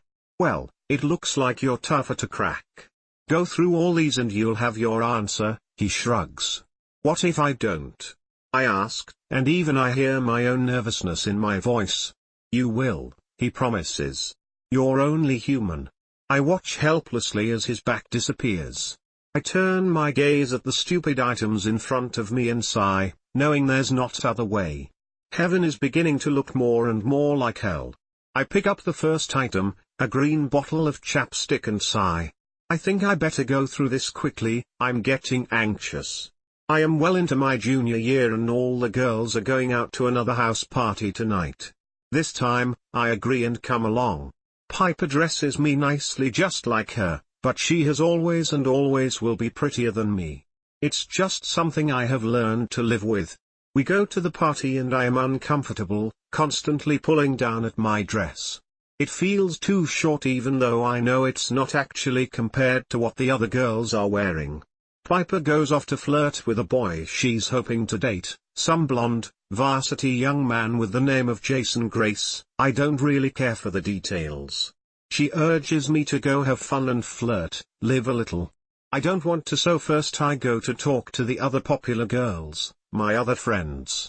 According to Amanda, one of the smarter of the bunch with nice brown eyes and dark hair, Joshua Thomas from our middle school is looking very fine tonight. I do not disagree, but it's not like I'm rather attracted to him or anything anyways. Amanda tells me I should try my luck with him after 7th grade. I try not to roll my eyes and just nod a little instead. I walk away after some time. That did not go as planned. Piper's advice still rings in my ears and I know there is absolutely nothing else to do. I down another drink, which are not actually in those red Solo cups they show you in movies about high school, a major disappointment for me. I go and talk to Josh, because what the hell, why not? Josh is very, very drunk, I know so much. He smells like cheap beer and is a normal horny teenage boy, nothing special, so I make an excuse and leave out to the back of the house. A phone and portable speaker is blasting party music in front of the pool. A lot of the more popular people are out by the pool, flirting, their vodka swishing dangerously around in their cups near the pool. There is glass bottles of beer near the pool and I know this whole thing is stupid and dangerous. There are no lights on in the backyard, so there aren't as many people as inside the house, but the few familiar faces of the girls are enough for me. Annabeth. A girl with strawberry blonde hair calls my name. I don't blink, but it's weird to see her in her underwear and bra. She's in the pool with a few other half-naked girls, one of who is making out with a boy in the corner of the pool, making me quite uncomfortable. But there are no other boys in the pool, probably because they don't. There are a bunch of undressed girls in the pool in the back, or else I assume they would all be here and nowhere else. The girls' clothes and sparkly party dresses are tossed aside on the edge of the pool, and they don't really care. They are holding cups of vodka in the pool and I know that's a safety hazard. Irene, I greet her and raise my cup in a silent cheers to her. She does the same. Come on in. She waves her hand, beckoning me in. I eye the boy in the pool pointedly. Irene just laughs. It's not like he's going to do anything. He's her boyfriend, she explains, waving the making out couple away as if the detail is not important. I'm a bit tipsy, but I figure there's no harm in going in there with a bunch of girls and a busy boy.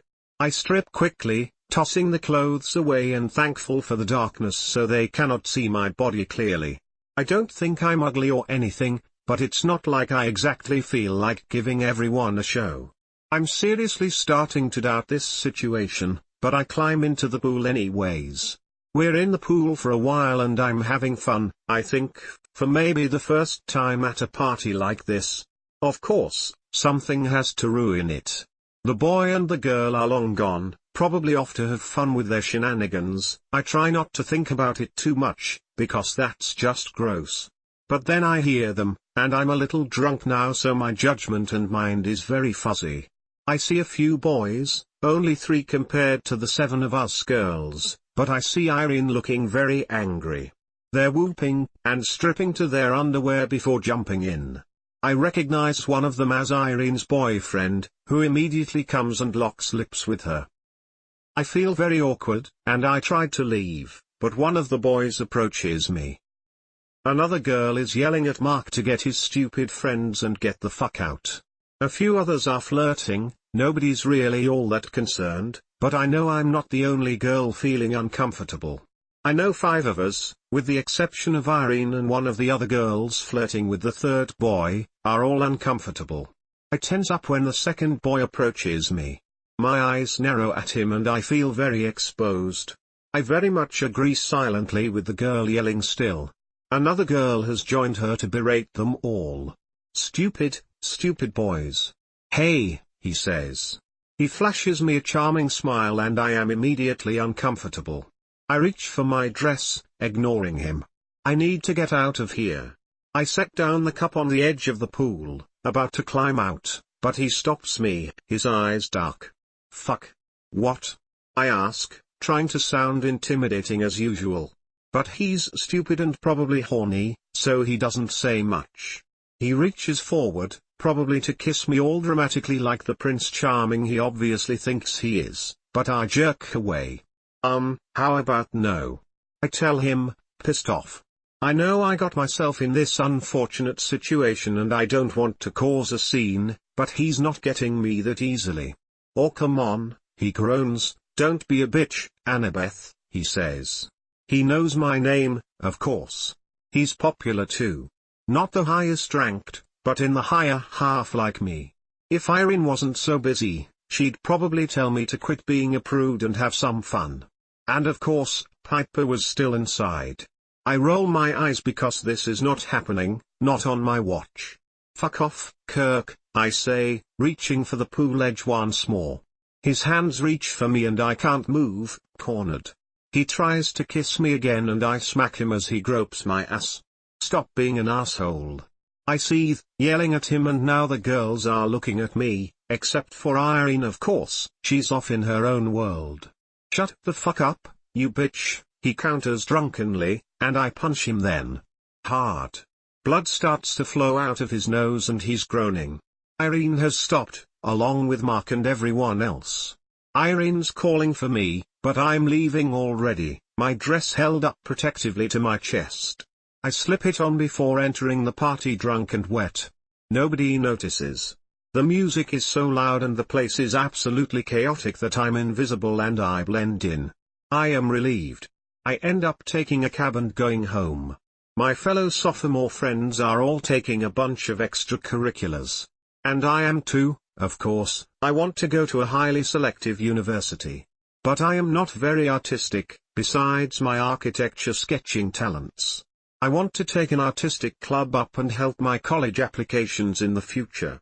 I grab a list of extracurriculars from the office and scan through it, rather unexcited about my options. But I think of my dream schools and I know I need to do this in order to be more well-rounded. I finally choose randomly since I don't like anything on the list. I pretend with my friends, I lie sometimes and usually pretty well. And even though I know none of these traits are the poster attributes that lead to flashing signs saying good person, and even though I know my moral compass doesn't really point due north 24/7 365, I know that drama club isn't the worst option. They have kids from all social groups and since everyone's so outgoing, I might be able to blend in a little better for once in my life. I never really like blending in, even though I yearn for it. Because I know I need to be the best in everything to be liked by colleges, peers, etc., but I kind of want one place where I can relish becoming a ghost. So I sign up. When I go to the practice after school the next day, I see it's student run and feel even more relief flow through my blood. Now I really can blend in. A boy with dark spiky hair notices me and walks over. Some of his friends look over, but most people are so busy talking to each other, they don't care. Hey, new girl, he nods at me and he's very tall, so I think he's a senior, 2 years older than I am. He scans me and I immediately realize that if I can get him to like me, I'll have even more leverage over this high school's students than I already do and my ranks will only continue to rise. I want that, so I say hi back. You act much? He asks, and even though, based off what I've seen so far from all the socializing, I don't think they act very much, I answer anyways. I shake my head in response. He shrugs. Cool, is all he says. Hey, we're all heading to Brittany's house. He gestures to a bright-haired girl speaking loudly to a few people. I can hear her from here. My ears hurt from her shrill voice. Maybe drink a little. You down? I nod because I need to make nice with all of them. And I don't mind drinking, even if I'm not exactly as experienced as the rest of them. But it's not my first drink. He grins. I knew you'd be cool. I offer a weak smile in return. Yo Doug, he calls to another boy across the room who looks up upon hearing his name. She's coming too. Doug nods, going back to his conversation. 10 minutes later we're all piled in 4 cars, all driven by seniors except for one, which is driven by a junior. We all hang out in Brittany's pool, and though they strip, not making out or anything, but just to get in the pool, I sit on the edge of the pool, not wanting to be half naked this time. Another girl dips her legs in, not going in like me. She's very cool too because a lot of people are talking to her, so I think it's okay that I'm choosing not to get in. They talk with me very little, more interested in their beers, but I don't mind. Like I said, this will be my place to just blend in. I drink a lot though, since I'm not talking that much and I want to blend in. I don't know which bottle I'm on at this point. An hour or two passes and I just want to go home then. I tell spiky-haired senior from earlier and he offers to drive me home. I agree, thanking him, and he drops me off at my house. He leans over and I first think he's going to kiss me, which isn't the worst thing ever because he's a senior and okay nice-ish, plus pretty attractive on the spectrum. But he doesn't, he just grabs a piece of gum and gives it to me. I don't know if it's because my breath stinks or something and that's his nice way of saying it or something, but I take it, give him a strange look again, and thank him once more. Then he kisses me. He goes slow enough at first when leaning in that if I want to pull away, I can, but I don't. I'm not sure why. I blink. He stares. Not quite like my ex, he decides and I blink again. I get out of the car and head to my garage. By the way, the gum's loaded with pot, he tells me. I nod, relieved he wasn't insulting me. You're chill enough. Catch you next time, he grins, driving away too fast, he's speeding, but I don't care. I put the gum in my mouth because the drinks are starting to give me a headache. I know that getting high won't exactly help, but it'll provide a temporary solution. I decide that drama's not really my scene. The hangover the next day is a pain in my ass and I silently curse Dionysus from my beloved myths, even if the whole thing is my fault. I've never been particularly good at taking the blame. In 7th grade, all the popular kids are trying to get their first kisses. The earlier you get it, the more liked you are. I've always wondered what it's like to be that girl that every boy has a crush on, but I decide not to dwell on it too much. Eliza gets her kiss first in the entire grade from Cooper Allen. Everyone talks about it for days and I think it's kind of stupid that everyone wants to get kissed. I don't really care to be kissed, but I know everyone's expecting to keep up my reputation. The girls tell me Joshua Thomas, who is considered cut enough, likes me. Eliza tells me he likes me. I'm sorry, I say to her. She blinks, confused. What? I said he likes you. I know, I sigh. I pity him. Eliza ignores me and continues talking to me about kissing him. She even goes far enough to give me a green tube of lip gloss, saying that the key lime pie flavor is very attractive. The 7th grade winter dance is coming up soon and I know everyone thinks Josh is going to try and kiss me at the dance. It'll be my first kiss and I'm not very hyped for it or anything, but I wouldn't mind I think. I end up not wearing the lip gloss because I hate the sticky feeling all over my lips. Also, I'm not doing anything for a boy I don't even really like. We all dance, more like jumping up and down awkwardly on the balls of our feet, all evening and sure enough, Josh pulls me over midway through the night. Hey, he says, and I can see he's nervous easily. I don't think I want to kiss him. I don't know why I suddenly think that. He's fairly popular, I'll rise in ranks if I kiss him, but I don't want to. And it's as simple as that. So I walk away, not really saying anything. I don't need a reason. The next day, Eliza tells me Josh likes Elaine now. I don't even bother to act sad. In senior year, I've already chosen my college. I'll be attended Rice University, known for its spectacular architectural program and I'm excited. Rice is very selective and so I'm proud of myself. So everyone's kicking it back, hanging out for a seniors-only party. I am invited only because of Piper. I am no longer popular because of something that happened at the end of junior year, but I don't mind. Some people still like me, like the popular boys, but the girls are no longer my friends. It doesn't even feel like a loss at all. I go, because Piper wants me to, and most everyone is drinking again. I don't drink because I don't feel like it today. I wander the house, sipping on some punch that's not spiked, I'd already checked, and I look at the decorations of the house, blocking out the chaos around me. I go outside after some time because I heard how loud and chaotic it is inside. My brain is starting to pound from the noise and I'm not having any fun. But I can't bail because I have to drop Piper off at her house, or just take her home to mine afterwards. I'm pretty much her designated driver. I stare up at the night sky but there are no stars, like usual. I'm not disappointed because I've never had expectations for anything. That's why nothing ever hurts me and I'm glad I have found a system that keeps my heart from getting crushed. I can't even begin to express to you the number of times I have walked into girls' bathrooms, locker rooms, classrooms, etc. and seen a pathetic girl sobbing in the corner of the room, some other girls comforting her. I don't ever pity them like everyone else does. I think it's her fault because she should have lowered her expectations in the first place or she was bound to get hurt. She should have seen it coming. But I know everyone doesn't always look ahead, nodding towards the future like I do. I have long accepted the fact that I'm just crazier than everyone around me. There are some seniors standing outside the house when I walk out. They are leaning against the brick house, smoking some cigarettes, probably thinking they look cool. To be fair, they do look cool, but I know all the health risks with smoking. Want a smoke? You look like you need one of the boys offers and I don't care because I know I can control myself. So I nod.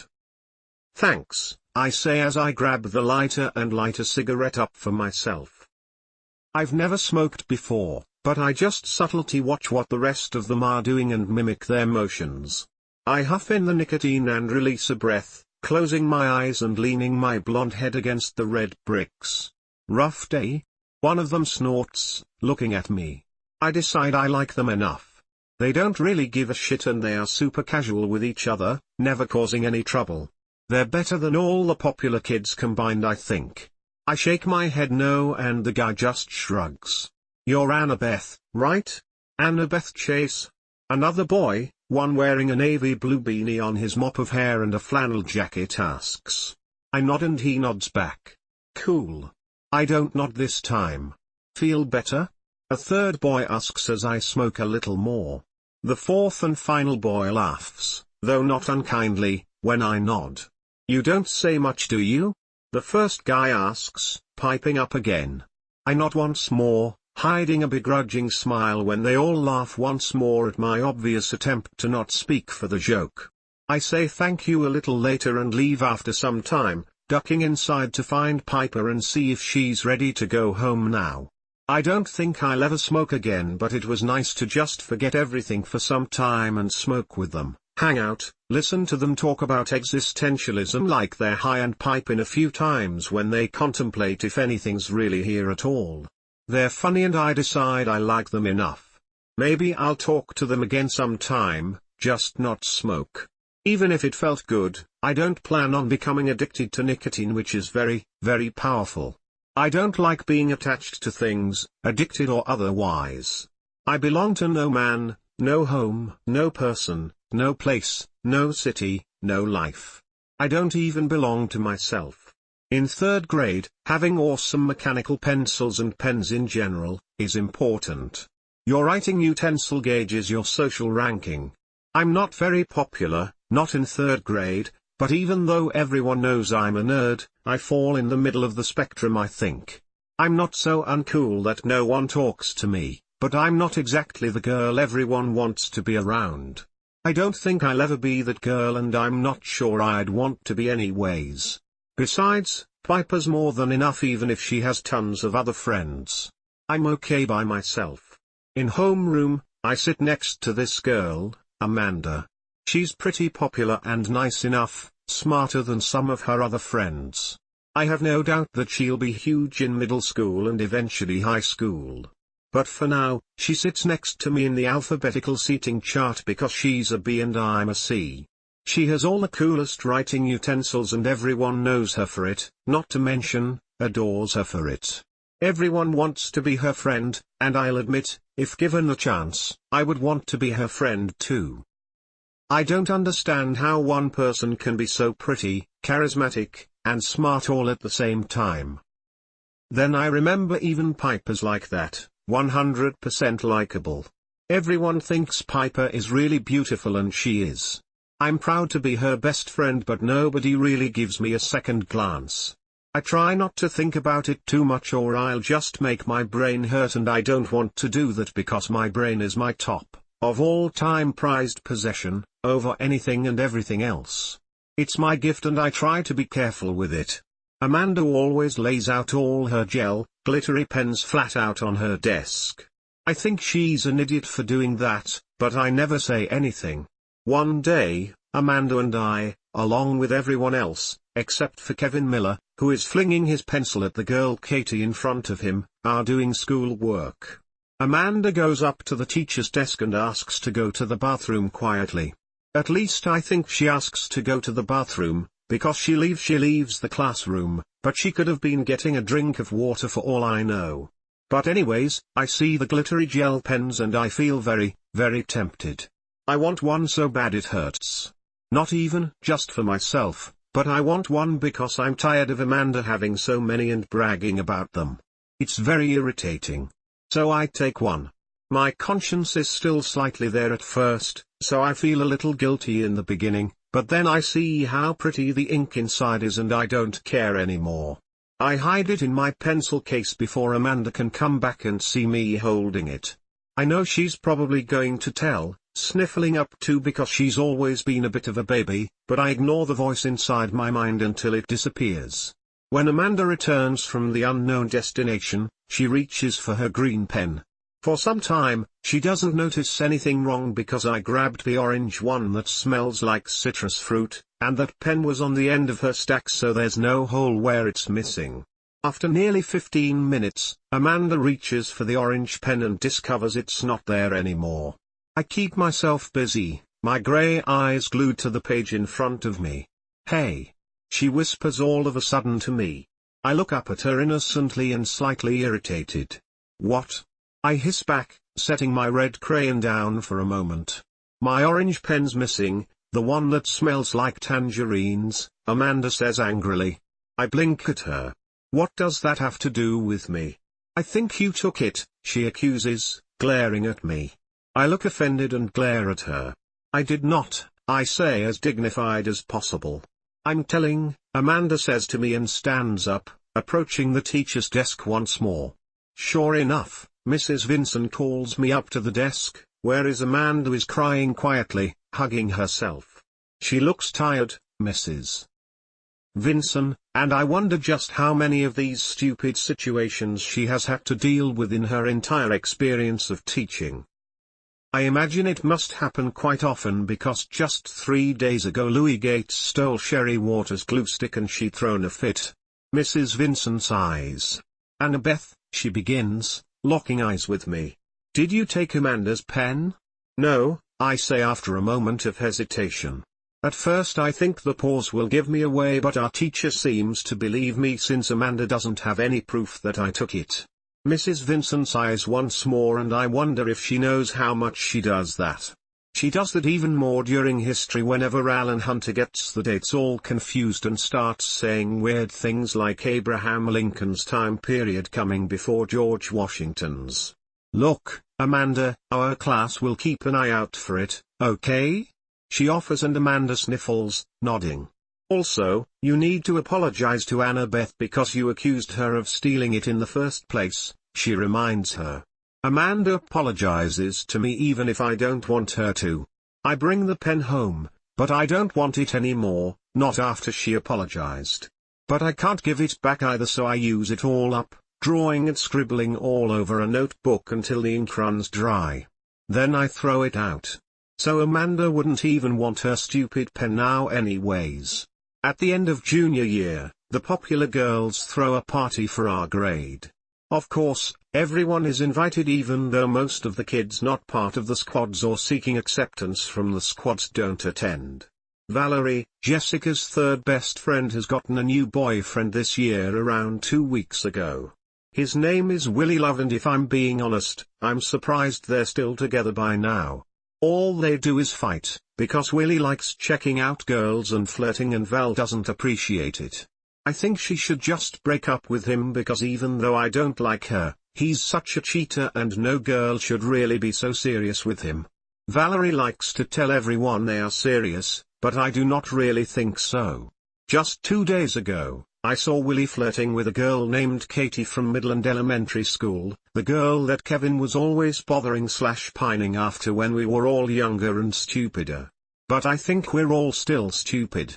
We say stupid shit we don't mean, we cause drama for the fun of it, we run around making mistakes, crying, and kissing. I'm pretty sure everyone is crazy here but I do not really care. I don't go around crying or really starting drama either, but I do make my fair share of bad mistakes. Willie Love is flirting with some girl named Maria today near all the beer, but I can't catch exactly what he's saying over the blaring music. I'm pretty sure I'm the only one to see him do it and he sees me watching him. So Willie leaves Maria with her friends and comes to talk to me, probably to bribe me not to tell Valerie. Not like I would tell her anyways, I already told you, I don't really like her nor any of her friends. I honestly just can't wait for high school to be over so I can go to some smart college where none of these morons will be.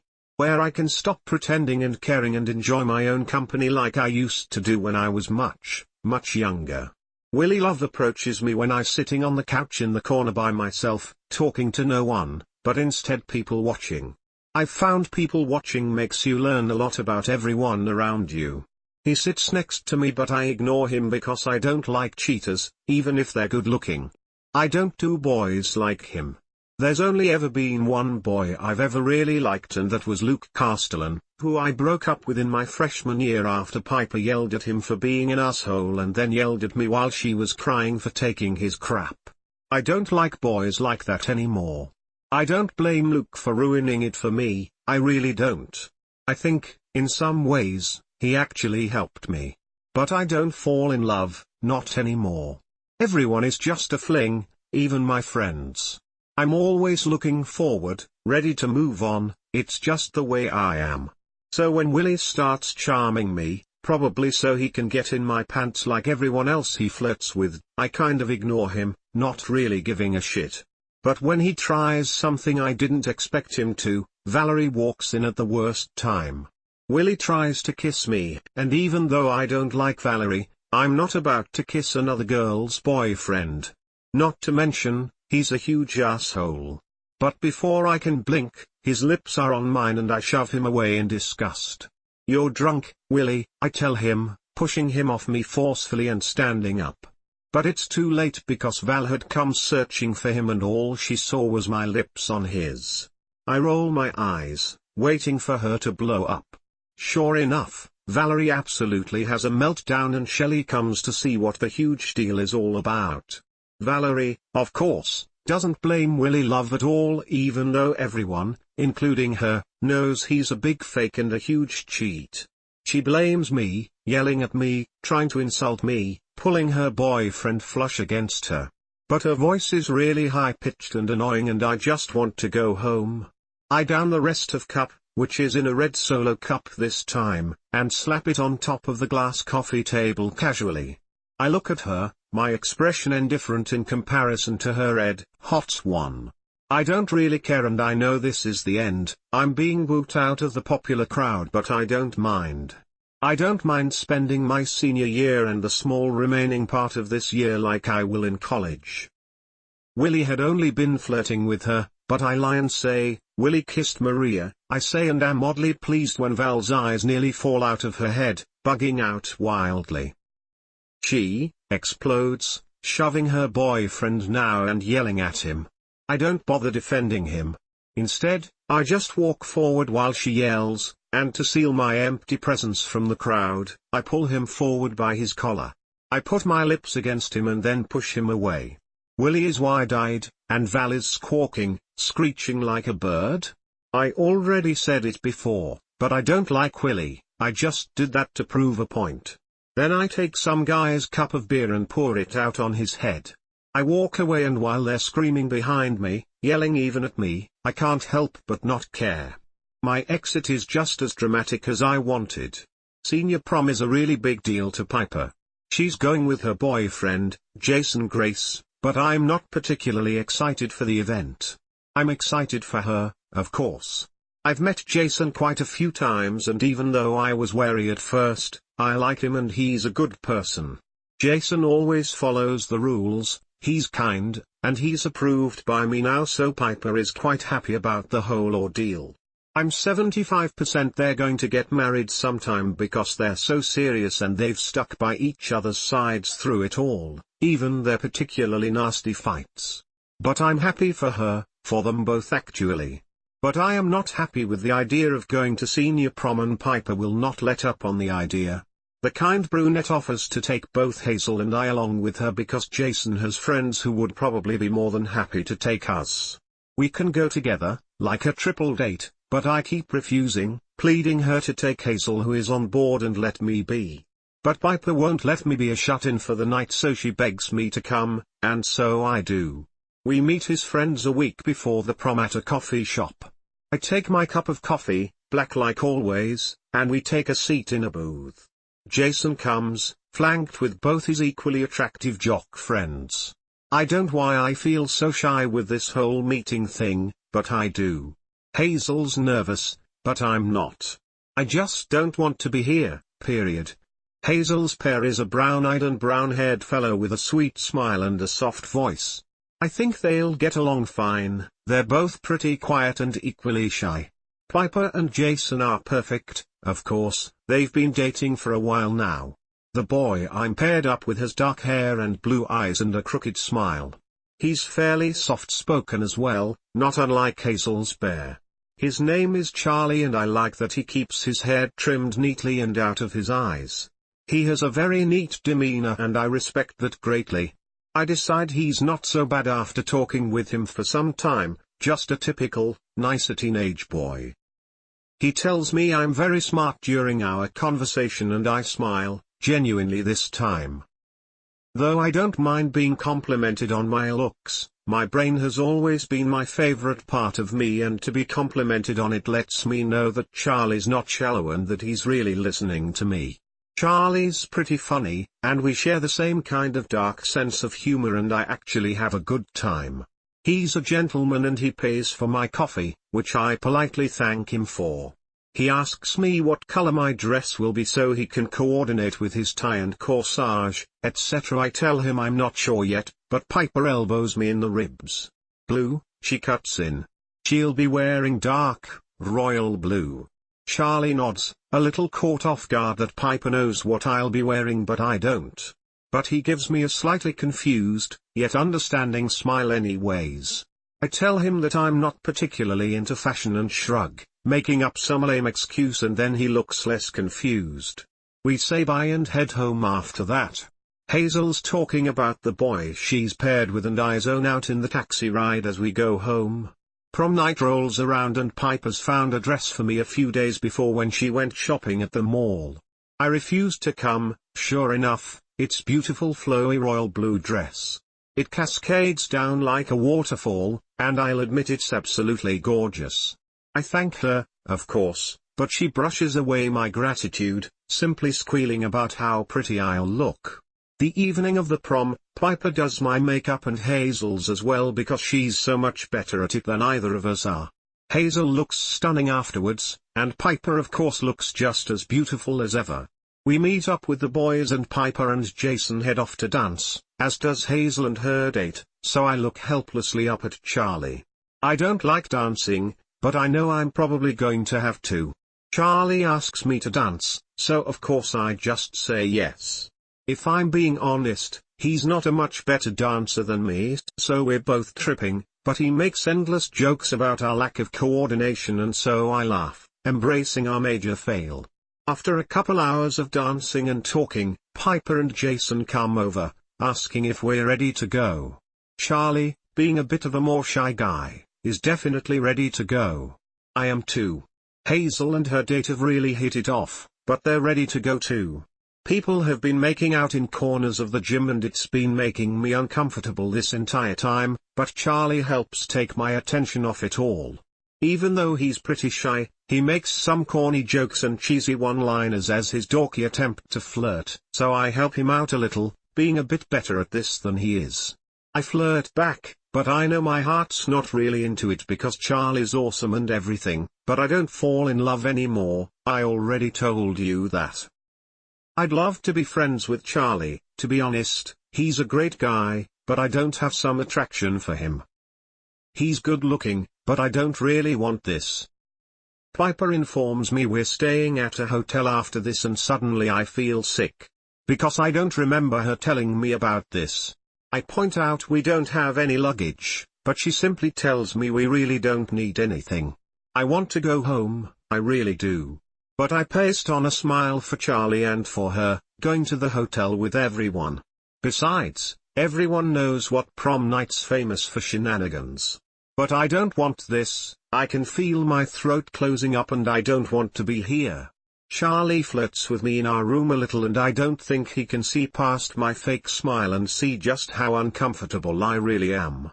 I think I'm going to throw up.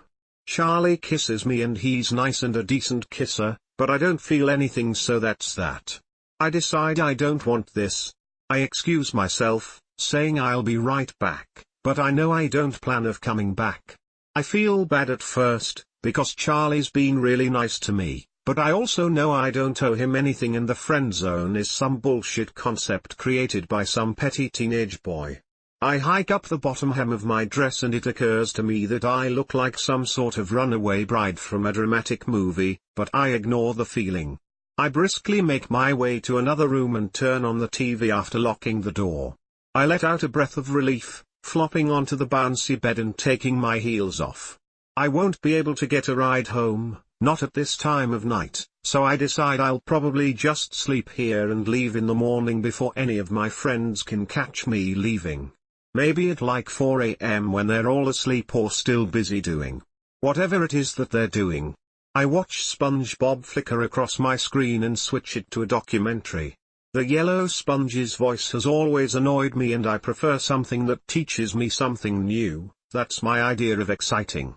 It also occurs to me that I'd told Piper that I didn't want to be here in the first place, and even though it started off as a great night, I can't help but blame her a little. I know it's wrong, but I don't know how to be otherwise. A few minutes later, I hear voices outside my door. It's Piper, definitely, Hazel too. I hear them knock but I don't answer the door. I decide to wait half an hour until they're gone and then leave, try the subway or something. It'll be embarrassing to go wearing such a huge dress, but I don't want to stay the night here. I'm going home and that's that. I've made my decision. Piper and Hazel are talking now, both sounding a little tipsy, especially Hazel probably because she is so small and a lightweight. Annabeth, are you serious right now? I hear Piper call out. You don't have to fuck him, she groans, just come out, let's talk about this. But I don't want to come out, I don't want to do anything. Annabeth, you're being rude to Charlie. I know it's just Piper and Hazel out there, but I still refuse to come out. I'm so glad high school is almost over because I'm not sure how much more of this I can take. College will be better, I'm hoping. Maybe I'll be able to create my new reputation like I want to. You always do this. Piper accuses. You never talk to me. You just close up, it's annoying. Why can't you just say what you're feeling? I don't do that. Do I? You're being a drama queen, Hazel murmurs drunkenly. I know she's drunk, but it still stings. I am not a drama queen. At least I don't think so. Sometimes I'm a little manipulative, maybe, but I'm not a drama queen. I hope. Maybe I am. God, Annabeth, just come out and handle this like an adult. Piper calls to me. I don't answer. I lay down onto my back on the bed and shut my eyes, blocking out the sound. I'll just wait for a little while. Surely they'll go away after some time. Before I know it, I've dozed off into an uneasy sleep. I wake up to who I assume is Charlie poking me awake, in the most irritating way possible. Are you ready to go home now? I want to smack him and then smack Piper, who I'm assuming got the key for him. I'm about to tell him to leave me alone, when it occurs to me that instead of laying down on the bed, I'm laying on a cold, hard surface. My eyes shoot open and I see a cold desk in front of me as well as some keychains hung up on a rack. Percy is standing over me and asking if I want to go home, not Charlie. Somehow, I feel relieved. I can't process his questions because I am too busy feeling some sort of guilt. After seeing all those things I did, both the small and the big things, I feel sick over the emotions I didn't feel back then. But am I ready to go home? I think back to my mundane life and dark coffee, the firm I work at and my sketches of drawings that will never have been built if I had really died, because I remember how Percy had told me I am only here because of my coma, but I am really in the hospital right now, with God knows who crying over me now. I hope real, hospital Percy is guilty for pulling that plug on me. He could have killed me, little bastard. Normally, I would bark out a sarcastic comment right about now. But I don't. I would beg and ask what's going on still, but I still don't. I want to ask him so much more, but I am too exhausted. I am spent, and I am tired. Percy smiles at me and holds his hand out for me. Normally, I would shove his hand away and claim I can get up myself, but I don't. I take it, grateful even though I won't say so out loud, and he helps me to my feet. I put your box away, he tells me. I don't think you'll be needing it anymore. I don't even bother to nod. Now hurry, we don't have much time left, he says and starts to walk quickly out of the gift shop and out of the alleyway. I'm confused and groggy, tired as I stumble after him. It feels like it's been decades since he set that white box in front of me and I pulled out the math textbook. I still flinch, thinking of the memory. And what about when he pulled the plug on me? I want to know what that's all about. I would ask, but I am too busy trying to keep up with his brisk pace. We hurry past the house of God, where tourists are still clambering about, trying to shove each other in. Some of the younger tourists look so carefree, optimistic, and happy. And I want that. I want it more than anything I've ever wanted in the entire world. I am tired of living in this prison cell I've built around myself. I've never felt so weak.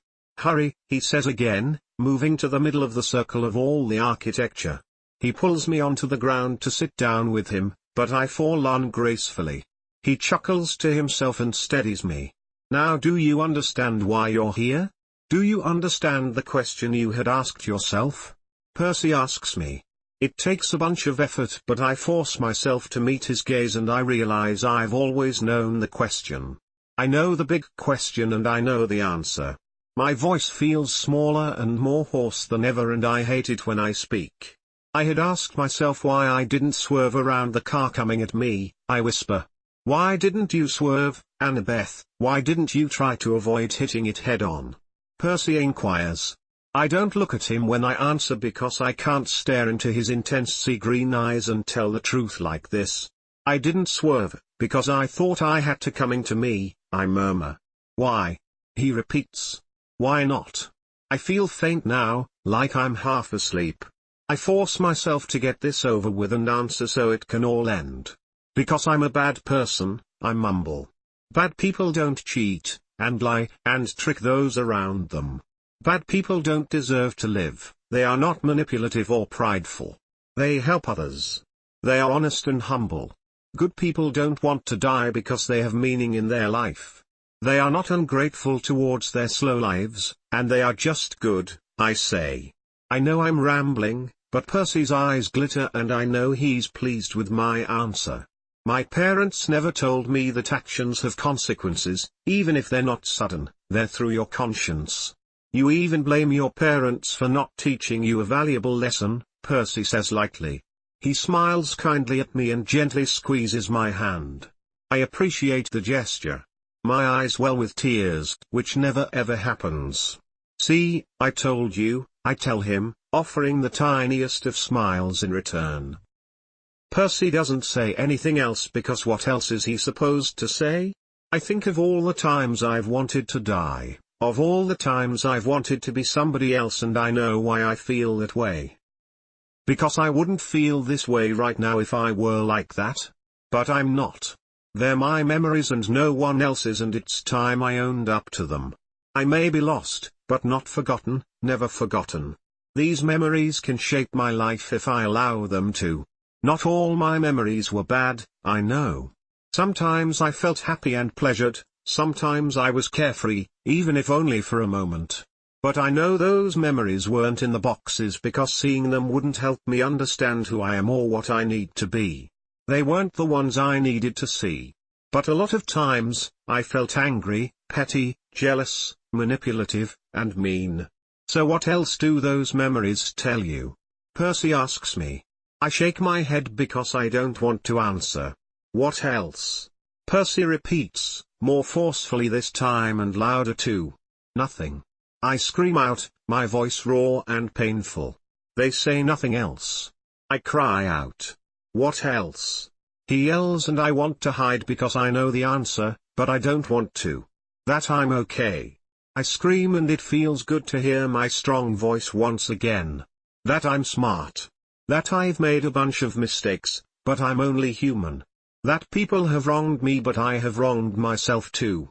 That I can become a better person, I can stop drowning in a hole, I can allow the sunshine to hit my face, I can live my life out, and more. I am intelligent, and I don't need to cheat, and hide, and lie to be successful. I don't need to die. I can change what's bad and I can live because I deserve to live. I can be who I really am and I don't need to fake it anymore. I can build that building, I can show them all, I can do it all, but it'll never happen if I die now. I have a long life ahead of me and my time's not up yet. I have a chance and I can't throw it away. Is that what you wanted to hear? I ask him, not screaming anymore, but my voice is still loud now. I cannot be silenced. I feel strong. Instead of answering, a faint blush rises on the high of Percy's cheeks. Annabeth, do you know that you glow? I am wide awake now and I would probably laugh if I didn't feel so powerful now. I glow? I ask him in surprise. I bet you if you told yourself you glow over and over again, you will have an entirely different experience and take on the world, Percy tells me, the blush fading, but a smile creeping up onto his face. If I even have a life, that is, I interrupt and he smiles like he knows something I don't. I'm going to tell you something, Annabeth. Our lives are shaped, not by the mistakes we've made, not by our pasts, but by our future and our present. We are not living back in the past, we can be whoever we want, we can do whatever we want if we have the will. We are not defined by all we've done. We are defined by what we choose to do every new time we're given a choice, Percy whispers, locking eyes with me. He takes my hand and I feel a sparkle of energy. So, not if, but when you are given the chance to do something differently, what will you do? Percy inquires. He's holding his breath, I can tell. I pause for a moment and then I answer. I will swerve that car and I will continue on my path, no matter the obstacle that comes in front of me. He grins a little and I know I've answered correctly. I feel confident, and liberated, refreshed. I grin too and I think it's the only time I've ever felt alive, the entire time I've been in his presence. Percy holds my hand for some time, and then I feel the blue sky and puffy, cream clouds fading. I know it's time and I close my eyes, giving in. But my journey is far from over. I gotta say, the smell of disinfectant and too many cleaners have never felt more comforting than it does then. I see my stepmother, Margaret, run out to get the doctor, and then I see my other best friend, Thalia, crying next to me. I don't even remember the last time I've seen her cry, or if I've ever seen her cry at all. I thought Percy's hand would still be in mine, but it's not, and he's not even in the room. Where's Percy? I mean the boy with the blood all over his face. I ask. Thalia wipes her nose on the sleeve of her jacket and laughs lightly. They must have given you some good painkillers, she chuckles through her tears. What do you mean? I ask. Just that I have absolutely no idea who you're talking about, Thalia tells me, brushing her tears away from her face. Huh? But he told me he saw you and he talked to you. He said you were actually pretty nice but a little scary, I tell her. Annabeth, don't you think I'd remember if I met a guy with blood splattered all over his head? I sigh in defeat. Pinch me. What? Pinch me, I tell Thalia because I want to make sure I know what's real and what's not. I hope this is real because I missed Thalia a bunch when in heaven, along with Piper, and even Margaret, my little brothers, and my dad. Thalia pinches me and I rub my arm. Ow. I cry out. You said to pinch you. She accuses. You didn't have to do it so hard, I say, but smile a little anyways. Because I like that this is real. I'm glad I'm really here. Thalia wrinkles her nose. Where else would you be? I could be anywhere, I tell her. The Eiffel Tower, prom, 3rd grade, Mrs. Vincent's room, I rattle off a few unique destinations. Thalia blows her nose loudly. You're not making any sense, Beth, she tells me. Try not to fall into any more comas, she says. It was kinda scary and Piper was totally freaked. So did your parents and your brothers, she sniffles once more. My parents come in now with the doctor who says I can go home in a few days and that I'm healed, but I'll have to stay in bed for a while. I don't mind because that's the best news I've heard in a while. I take a look at them, and I mean really look at the two of them without any bias. My dad looks tired and I wonder if he's slept at all, and my stepmother's face looks paler and smaller. They appear older and smaller and they kiss my cheek and my forehead, and even my nose, but I love it anyways and I love them. I feel like I'm in a cheesy movie like It's a Wonderful Life or The Christmas Carol even though it's April, but it feels good to be near all of them. I wonder, absent-mindedly, if Percy really was the ghost of Christmas past or Clarence even if he claimed he wasn't. My dad says that the first thing we're going to do when I'm ready to get out of bed again is go to the Merchant's House Museum for old time's sake, and I nod and agree because I know that even if he isn't the best father ever, he's never stopped trying to be there for me, and protect me from the world because I've always been his little girl through it all. I just stopped caring or listening, but I listen now. And my stepmother, Margaret, tells me that she's going to take me to my favorite cupcake shop downtown and to the spa later, and I agree. Because I realize that by trying to fix me, she's really just trying to fix herself like she's always tried, but I love her anyways. Even if we're not related by blood, because she loves me too. Blood doesn't make a family. Thalia's my family too, and my stepbrothers, and Piper, and I love them all so much. I hope they know, and I think they do. Thalia chides me about driving safer in the future and tells the man I ran into was a middle-aged man, just driving carelessly, and tells me he's paying for the hospital bill since it was his fault and he wanted to do something nice for me. She shows me the flowers he left on my bedside, and I think they're the second most beautiful things I've ever seen, besides my family and friends. Margaret tells me that my dad and her are going home to get some rest and see that my brothers are asleep because Piper is babysitting them, and she's sure they're causing some trouble like the mischievous little sweet devils they are. I wonder in the back of my mind if that means that neither of them have slept at all, but this is also overwhelming that I don't ask. They kiss me goodbye and Thalia says she'll leave soon too, probably go help with my brothers because they've always liked her. They thank her and leave.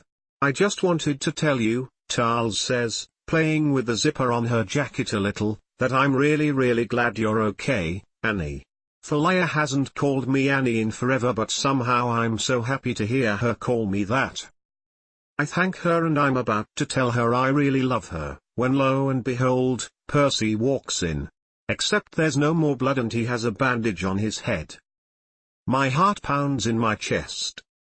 Percy waves to Thalia, who smiles at him kindly. I'm glad she didn't scare him too bad. I thought you didn't know him, I tell Thalia, a little confused. You mean this guy? Thalia raises an eyebrow. He didn't have blood all over him like a murderer when I met him. She cracks a smile and it's contagious, so I smile too. I had washed it off, Percy explains, and he sounds so familiar that it only makes me smile more. Thalia leaves and he comes and sits on the edge of my bed, looking a little concerned and worried. I cross my arms over my chest and give him a fake strict look. You have a lot of explaining to do, I tell him, causing him to swallow, his Adam's apple bobbing with his nervousness. I'm sorry, he says worriedly. About pulling the plug on you.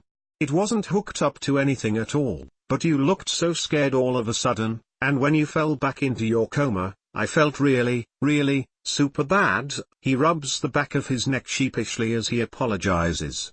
I just stare at him. It wasn't hooked up to anything? Then why did I land up back in the architecture place? I ask him. Percy just shrugs. Maybe you weren't done yet. I guess not, I say, and we don't say anything for some time. The silence washes over us, but it feels nice for once. Are you done now? He asks me, his voice hopeful, and I consider his question. I think I will be, I say finally, and he nods. Percy reaches for my hand and holds it, and I feel the electricity crackle between our hands, just like in my coma dream. A nurse comes in after we've been sitting in silence for some time and tells him I need to rest and eat, and that he can come back later. Percy nods and leaves, winking at me before he goes. I smile fondly to myself, and I'll have to thank him later, even if it was some sort of dream version of him that helped me. How do you two know each other? The nurse asks me. You just woke up a little while ago. I tell her that she wouldn't believe me even if I explained, so she just shrugs and leaves me with my tray of food. On the top of the tray is a card from Piper and Hazel, and I forget all the things they said at prom, because I really do love them, and I'm going to be a better friend because they deserve better. And I think to myself that when I go home, I'm going to write down all the best parts of my life and my childhood. The moments where I wasn't jealous, or petty, or mean, or angry. The best parts were when I was glowing.